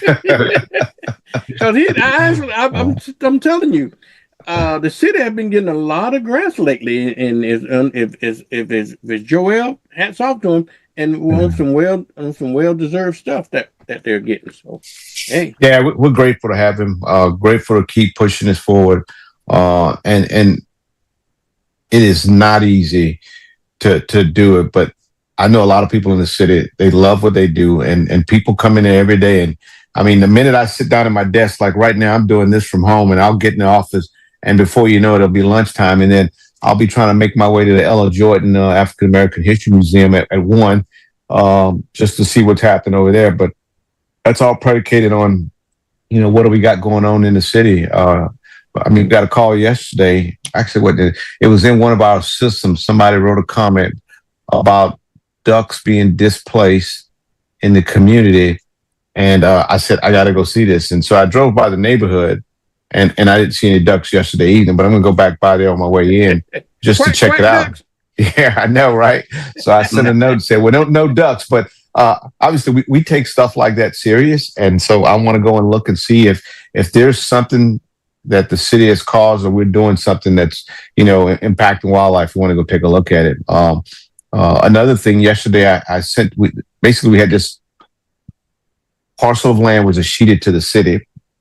And for whatever reason, this land has been sort of occupied by locals. They sit there every day, and usually they're out there drinking. They got a little makeshift table put together. And so I sent some folks out yesterday to say, all right, guys, I need you to get eyes on it. I need to get this thing set up so we can get all this stuff moved, because we got to get it cleaned up, get the property ready, because it now belongs to the city. So we're working on that piece as well, just to keep things moving. I mean, the people of Pensacola matter to us, and we want to keep driving in the right direction. So my thing is, and I've always said this, is if we're not doing what we should be doing, hold us accountable, let us know.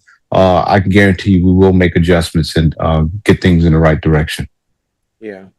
Okay, Jerry, I want you to take over. I want to respond to Jill. Jill is on, and then we're going to have Robert Bender to come on in just a few seconds here when I finish talking to Jill. Jill, if you listen, I know you're on, Jill. She was going to come on because we're going to have Angie on this morning, and so Angie's schedule would not permit her to be on. So I got something even better this morning. We're going to talk to the supervisor election this morning. Robert, can you turn your camera horizontally if you can, if you will? There we go. There we go.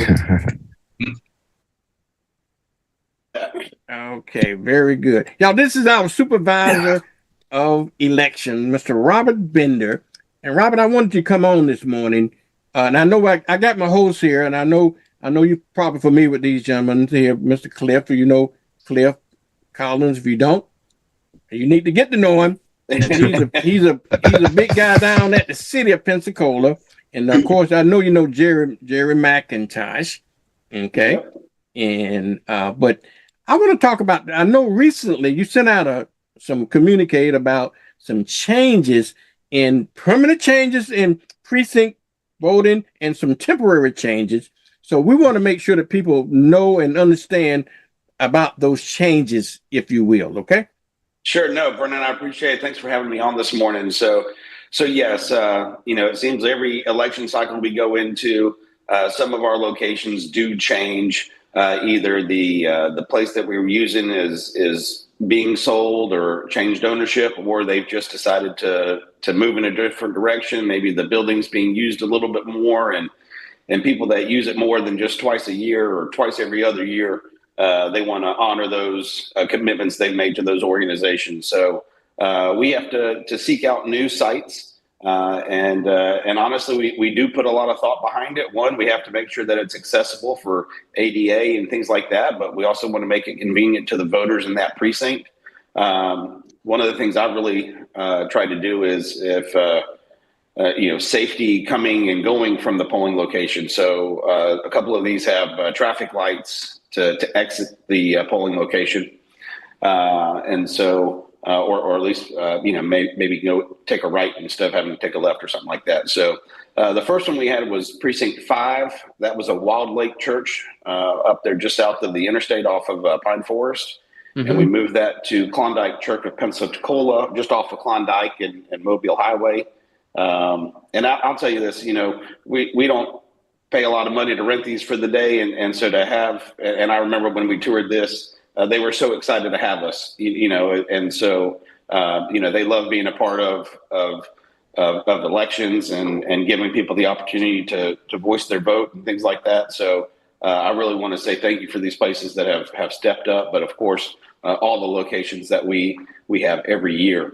Then we had two that were that used to be together, and like I said, it was we were at Grace Lutheran for a while. The building went under construction, and then it was being used a little bit more. So they said, "Hey, we don't have room for you." So I appreciate Grace Lutheran for all the years that they hosted us, and so Precinct 49, which is a small county precinct surrounded by the city, we're going to just put that with Asbury Place, Precinct 64, and then Precinct 106, which was with them. We're going to move it up to Precinct 108, which is actually in 106, and have those two together. So we sort of combined two locations at two sites.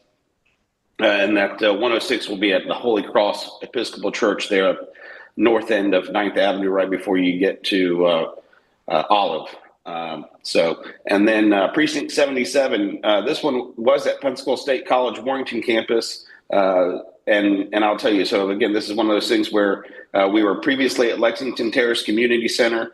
We moved to Pensacola State College to allow them to make some renovations to Lexington Terrace. And then actually I heard from the voters that said, "Hey, can you get us back into Lexington Terrace? It's closer to our homes. It's easier to access, more easily accessible." And so I appreciate PSC for hosting us for a few years, but we're taking them back to Lexington Terrace there. Precinct 98, formerly Macedonia on 9th Avenue. We are now at Bethel AME Church on Woodland Drive. And this was one that they came to us right before the special primary in January of 25 and said, "Hey, we're, after November 24, we decided we can't do it anymore." So we actually put them in at St. John Divine for the special election to give us time to find a more permanent location. And I really am excited about Bethel AME. I think it was previously held at that location, so I appreciate them welcoming us back. And then the last one was what was formerly Plainview Baptist Church, Precinct 101, is now the Haji Shrine Temple on 9 Mile, almost probably right across the street from where they were before. So those are our permanent changes. And with these permanent changes, all the voters in those precincts have had letters that have gone out with new voter information cards saying that they have a new polling precinct. Now we have we have two temporary location changes for the 26 election cycle. Precinct 14, which is the Fricker Resource Center. We know all that's under construction. And so we're going to place them at the Pensacola Main Library just a few blocks away on North Spring Street. And then Precinct 70, which is Burgess Road Baptist Church up there just east of 29, south of the interstate. We're going to put them in at the Gathering Place at Pensacola Christian College, along with Precinct 110. That's there permanently while that church is under some renovations. So those are our temporary locations. Those voters will receive a letter, and then we'll send that out in the next week because it has to be no more than 30 days, no less than 14 days that we send them a letter before every election. So they will get a notice before every election that they need to go to those temporary locations. And then we also put signage at the old locations and everything like that to direct voters to the new locations. So they'll get that. We have sample ballots. So excuse me, they won't get a new card, but they just get a letter saying these are the temporary locations. And for this cycle, you need to go here. For an example, you're saying that the Fricker Center needs to go down to the public library, right? Yep, main library on Spring Street. Yep. Okay, great.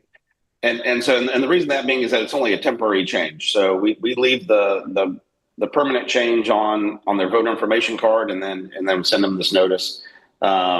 So we've got sample ballots that are going out on all of these locations. We've added some stars and said new voting location for 2026 or temporary location for 26, trying to hopefully have that help catch their eye to let them know that they need to go somewhere different. But again, we'll also have signage at these locations on election day, letting them know that it's been moved and they need and directions on how to get to the voting site for election day.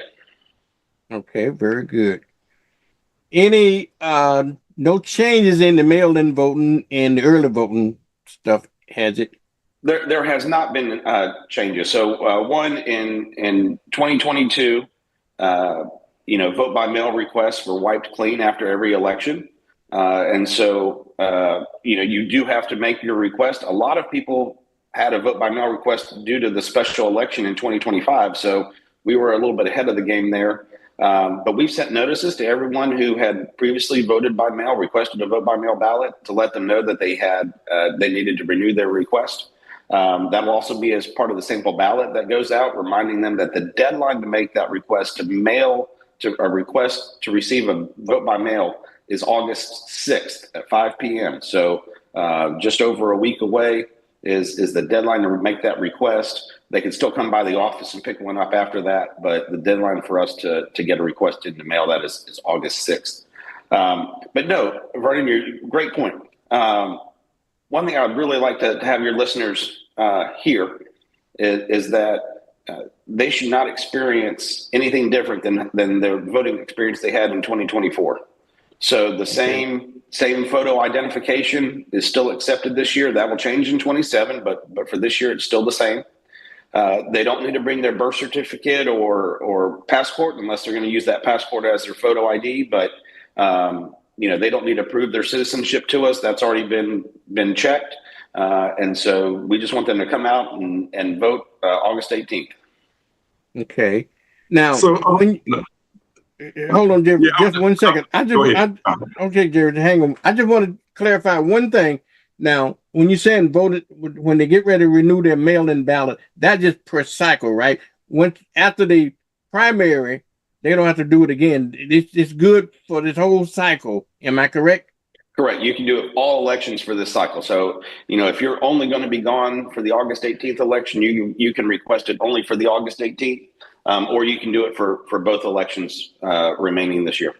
Okay. Well, I guess they automatically going to be sent. Okay. When the primary is over with, do I have to request another mail-in ballot for the general election, or you send it automatically? How does that work, Ron? Yeah, we'll send it automatically as long as that request was for all elections, right? Again, if somebody's traveling, they may change the address or something. But yeah, usually, and we ask, when they fill out the form, it'll say all elections, just for the primary, just for the general, or something like that. So, and so we can do all elections for the remainder of 26. Okay, Jerry, I'm sorry. I know you had a question. That was a good question. I was going to ask them about in 2027 after that. Under this SAVE Act, how is that going to affect you and making sure that people are able to vote and the things especially what women going to need as far as voting and under this new legislation? How is that going to affect your processes of getting information to the people that need it? Especially women who are married. Sure. Great question. Again, if they bring in that marriage certificate, a lot of, and the great, I'd say, I don't know, great. The thing about this is that as they are maybe updating their driver's license with that new name, they can present those documents to the DHSMV. DHSMV will just click the button that they've been seeing those authentic documents, and that will be it for them, for us. So, again, if you're already registered, and I'll also say this, Jerry, we're still working through that process a little bit. There's some lawsuits that are ongoing. We're trying to still get some direction from the state. But of course, we will do what we can to make that as easy of a process for everybody as we can. And so, again, but they're not having to, when you take those papers to the DHSMV, they're not having to make copies and send it to us. They're just clicking the button that it was presented, just like you have to do with your driver's license. And then once it's done, it's done. They don't have to be verified again. Right, but I guess I'm kind of skeptical about what's taking place, because if they have to have a birth certificate from their birth, their original name, then they got to go and show if they've been divorced, whether that they still carry that name. You got to have, it's like a burden on especially on women and poor women in particular, because now they got to spend money that they may not have trying to get birth certificates. And I know for some people it might not mean anything, but for others it's going to mean a lot as far as whether they've been divorced, whether they, have their original birth certificate, and whether they're going to need certain IDs for showing that they are married or been divorced and married again. So it's gonna be a kind of a heavy lift for the women that intend to vote in the coming years if this legislation stands. Sure, and I just want to be clear though, it would only be on new registrations, right? So, and I'm not dismissing what you're saying. I just want everybody else to know that if you're a registered voter now, it would not have an impact on you. But yes, we'll see how it comes out, and of course we'll work with the state on gaining direction on how to implement that law that the legislators passed. We're the ones that have to implement it, right? But ultimately I work for the voters, and so we want to make sure that if someone is able to vote, that their vote is counted, and see how we can best do that. But it'll be new for us as well, and fortunately, we'd have a year after it's implemented before we hit that first election, and give some time to work that out. But of course, we do have that process with provisionals if there's an issue, but it'll be on the front end. So as they register, they'll go ahead and give that to us, and then they'll be good to go after that. So all right. I think that they could use. Will they be able to use their passport? I think that's what it says. Passport is acceptable. Yes, sir. All right. Okay. What about military ID, Mr. Bender? And I know they got with the military ID now, and I think they are real IDs as well. Are they able to use any of the military IDs? You are able to use your military ID, but military IDs took the signatures off of it. So you would have to present some other form of signature identification in order to have that be sufficient for the photo and signature ID. And to be clear, what we're doing is that our election workers, they don't have access to the voter database in terms of being able to compare signatures. What they're comparing the signature to is what you've given them and you're signing. But you've also given them that photo ID that they've compared and recognized that face to what's on the photo ID. So they verified it that way, but they aren't going off of something in our system to validate the signature. I would say for vote by mail though, is that because so many people do register through the DHSMV when they're getting their driver's license, that signature on file is usually the driver's license. So if they're filling out their vote by mail and they can't remember how what their signature is supposed to look like or something, probably look at their driver's license, try to match that as close as they can. But something that we have not always had that we have now is a cure affidavit. So if we receive your vote by mail ballot, and the signature doesn't match what we have on file, we'll notify you. We'll send you a letter. We'll try to email you, phone call, everything like that. Let you know that it doesn't match, and you can go ahead and cure that ballot by signing an affidavit that yes, you were the one that submitted it, sending us a copy of your driver's license, and we'll go ahead and count that ballot. As I said, it wasn't always the case that if your signature didn't match that. You had an option to make sure your vote counted. So I'm glad that was added a number of years ago. But also I want to let people know that ultimately the canvassing board, which is a 3-member panel, it's a county judge. This year we have Jennifer Brager from City Council on there, and then myself. Any ballot that we reject for a signature has to come in front of that 3-member panel, and we have to agree that the signature doesn't match. and we'll look through the voter record and make sure. But again, they still have that option to get us the information until 5 p.m. the 2 days after the election on that Thursday. Thursday, 5 p.m. is when they have to get us that information to cure the ballot otherwise. When the last day to file for your mail-in ballot, and how is that determined? Is it determined on postmark? How does all that work, Robert? Yep. So August 6th, 12 days before the election, is the last day to request the vote by mail ballot to be mailed to you. In the primary, doesn't matter if you're overseas, military, the ballot has to be in my possession by 7 p.m. on election night. So for those that have their ballot, our early vote sites, so we have 10 early vote sites that will be open August 8th to August 15th, 8 to 5:30 p.m. We have secure ballot intake stations at all of those locations that if you have a vote by mail, you can just go by and put it in the secure ballot intake station. Those come back to us at the end of every night. You can mail it to us. We have some additional tracking that we've done through the USPS system to see where those pieces are in the mail. And so again, it's given us a little bit of transparency through the USPS to see where those ballots are.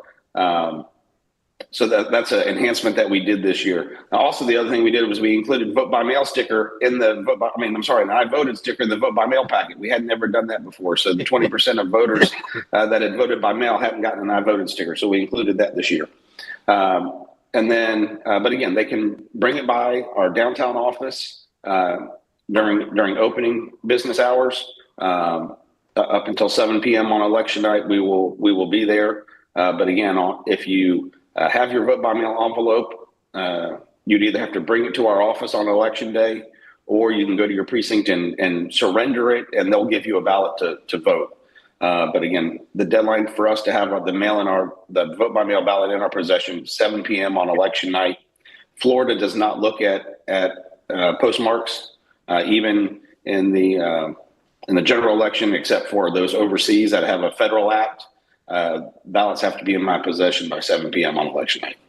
Okay, good. I'm glad you make that clear, because some people in the assumption that as long as I get it postmarked, I'm good. Like they do out in California, that's what take their elections a good little while, because I think they postmark, if I'm not mistaken. But I just want to make sure they don't make that mistake. They do. So we're actually getting ready to open ballots here in about 25 minutes. It's our first day of opening vote by mail ballots. We have a little over 5,000 that we've already received. And so we go ahead and start this process now. That way, when election day rolls around, within 30 minutes of the polls closing, and I would say usually by 7:05, we post the results for the vote by mail. And so those in 2024, the November election, we had 70% of the voters had already voted before election day. So at 7:03, 7:04, when we got those results posted, 70% of the result had already been tabulated. And then we were just waiting on those election day results to come in. So, we'll do this a couple times over the next 3 weeks. And again, election day is 3 weeks from today, right? August 18th. And the other thing, Vernon, and I think I've said this before, but I want to go ahead and say it again, is that there is a ballot for everybody to vote this year. We have a countywide referendum on an appointed school superintendent, or if they want to go back to an elected school superintendent. We have 3 school board races, districts 1, 2, and 3. Each of those have 2 candidates in it. So again, the school board member will be chosen in this August 18th election. And then we also have the mayor's race. We have 6 candidates in that race, which is what we had 4 years ago. But Mayor Reeves received more than 50% of the vote in the August election and was deemed elected. And so if you were waiting to vote for your mayor or your school board member and you want to wait till November, you won't have that option. So if you want to have your voice be heard, come vote in the August 18th election. Now let me ask you this then. I'm for the first time, everybody in my family vote by mail but me. Okay. And I'm a type of person that want to vote in person. Okay. But this year I decided, as an insurance policy, okay, I decided that I want to vote by mail as an insurance policy. Now, let me ask you this question, if you will. If I go to the ballot box and the lines are long, okay? And I decided, well, I won't stand in this long line at the ballot box. Can I bring my vote for mail inside and on the day of election and drop it off? Is that possible? I know it sounds That's a great question. crazy. Yeah. No, that's a great question. No, only in the early voting, that August 8th to the August 15th at those 10 locations, do we accept the vote by mail to be dropped off. On election day, only our office downtown will accept it. So those precincts on election day do not accept vote by mail at those locations on election day. But August 8th through August 15th during early voting, those secure ballot intake stations will be open the same hours that the polls are open, so from 8 to 5:30, and then our office will be open 7 a.m. to 7 p.m. on election day to drop that off. Okay, and I also want to say this is the USPS, they do a great job in this area for us. I mean, they try to do one last, run, looking at the mail that's been collected on that Tuesday, and they grab them and get them to us as soon as they can on election day. So, and one of the things we actually did to assist them was the back half of the envelope. We put like a Post-it yellow. I don't know if you've seen yours yet, Vernon, but the back half is yellow. Really makes it stand out against the other mail, and that was the intent, was that it's easy for the USPS to identify a piece of mail as a ballot for Escambia County. Grab it out of the stream and get it to us. So they said it's worked out well for them. One of the things you said last time you came on the show, and I think you said something important I didn't know, that you saying that if you're going to mail your ballot in, go ahead and mail it in early, because the mail in Pensacola has to go to Jacksonville to be processed and come back. Is that, did I hear you correctly? It is. So we recommend 5 to 7 days to allow that to come in. Ballots are sometimes treated a little bit differently. They try to grab them before they leave.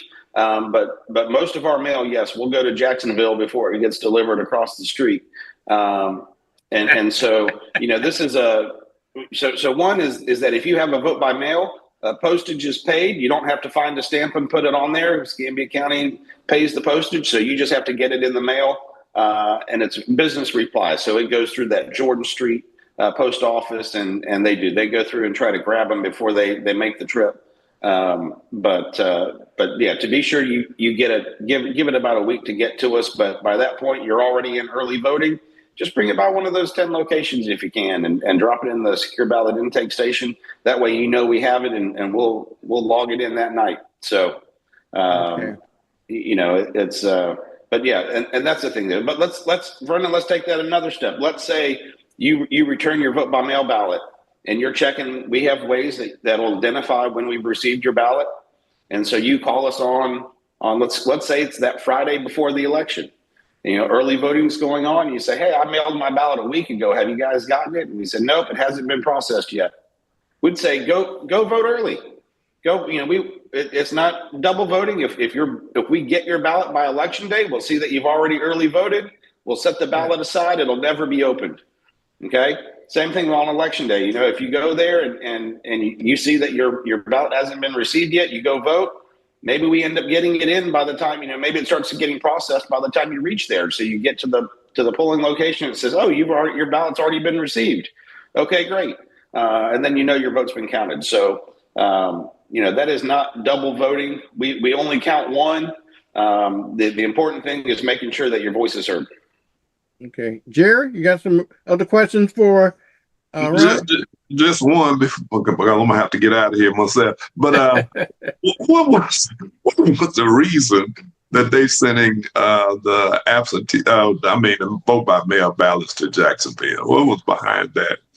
So that is just where all of our mail goes. It's not necessarily just the ballots, and that's it. It has to do with their processing. Now, I will say this: that they take care of us here. When we dropped off our 20,000 ballots that we had, and maybe it was closer to 17 in that initial drop, they did not send those to Jacksonville, right? Because usually I think if it's over 200 or 500, we can take it to that Jordan Street location, and they, we'll try to sort by zip, or at least make sure it's the 325 zip code that are all together, and then those don't go to Jacksonville. Those will just be distributed to the local post offices. So when we dropped off, it was actually a little bit after 5 o'clock on July 10th. A lot of people got their ballots the next day on July 11th on Saturday, because they went ahead and just distributed it to those post offices that were mailing it out locally. So again, the USPS does treat ballots a little bit differently, especially when they come in bulk. You just never know if it gets missed through their system and ends up making the trip to Jacksonville and back. But of course, I know they're working hard to make sure that people's ballots are counted and their voices heard, and that we get those ballots in a timely manner. All right. Any other questions, Jerry? No, I'm good. Okay. Robert, look, I really appreciate it, because it was at the very last second, because we had another guest scheduled for the 8:30. I called Robert up and said, Rob, can you come on? Because I wanted to get you on to talk about these changes anyway, and just a testament to your job. And I really appreciate you coming on at the very last second, unscheduled, and giving us this information, because it's much needed information, don't they? No, that's great, Vernon. I appreciate it. And that's the important thing, is making sure that people get this information. They have a plan on how to vote, because this is what I'm going to say. In August of 2024, 75% of the registered voters did not vote. Wow. We had just under 25% vote in the primary in August of 24. So I want to get the message out. I want to, and this is why I'm pushing that. Listen, final decisions will be made in the August 18th election. It's a primary election, yes, for those partisan races, for governor, for senator, for commissioner of agriculture, for CFO. On the Republican side, you have Congress and House District 2 and County Commission District 2. But for everybody else, school board districts 1, 2, and 3, the mayor, the countywide referendum on superintendent, all of those could have their final decisions made in August. So if you wait, your voice isn't heard. So if you want to have a say on who your next school board member is, come vote August 18th. What do you, before you go really quick, what are your prediction on the percentage of voting for this election, for this primary? Sure. So historically, we're usually around 30%. I think with having some, upper ticket items, like the governor's race, Republican and Democrat both have governor race on there. U.S. Senate, Republican and Democrat both have that on there. Commissioner of Agriculture, Commissioner CFO. So maybe those top of ticket races will draw some people out. We haven't had a lot of those in past years. But again, hopefully with some additional marketing that we're doing, trying to get the word out, surpass the 31% that we usually have for an August 18th election. And if I can get mid 30s, upper 30s, that would be great.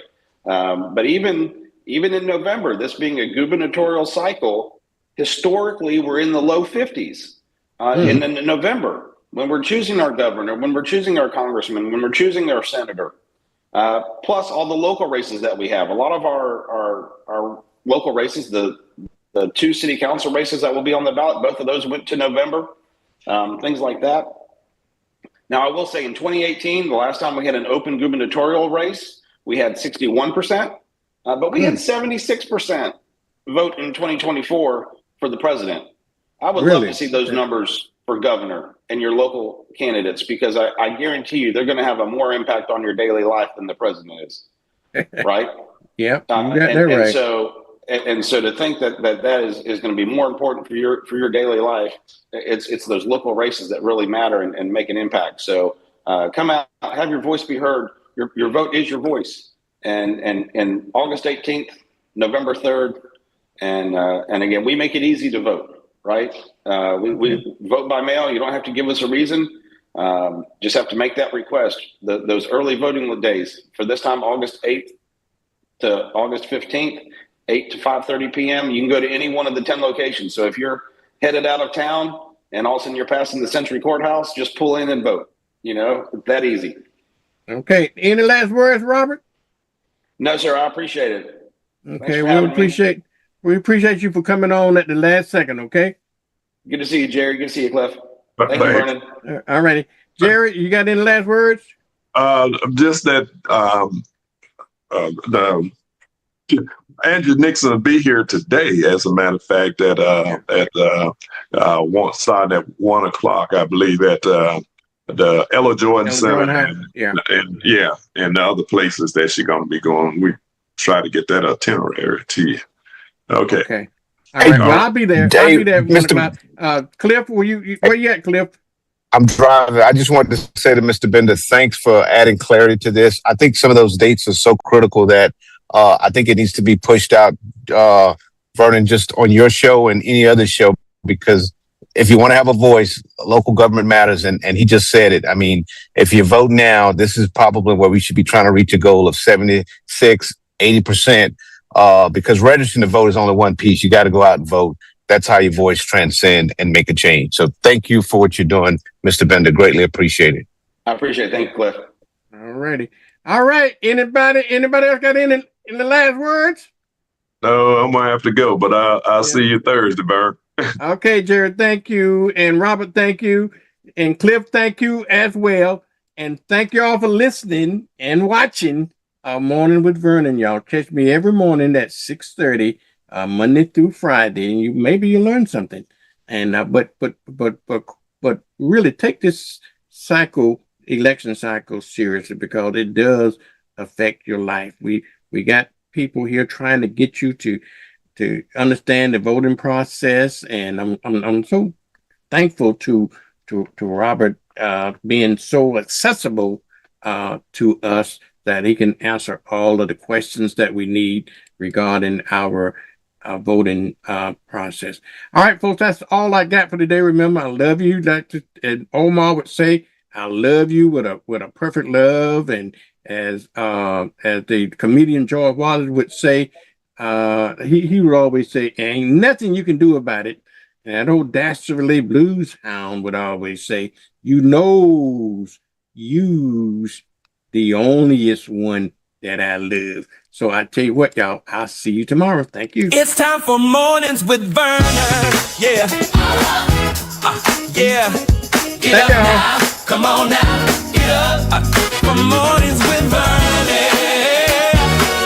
Get up now. Let's go. Get up now. Turn it up now. 1, 2, 3. Let's get it now. Start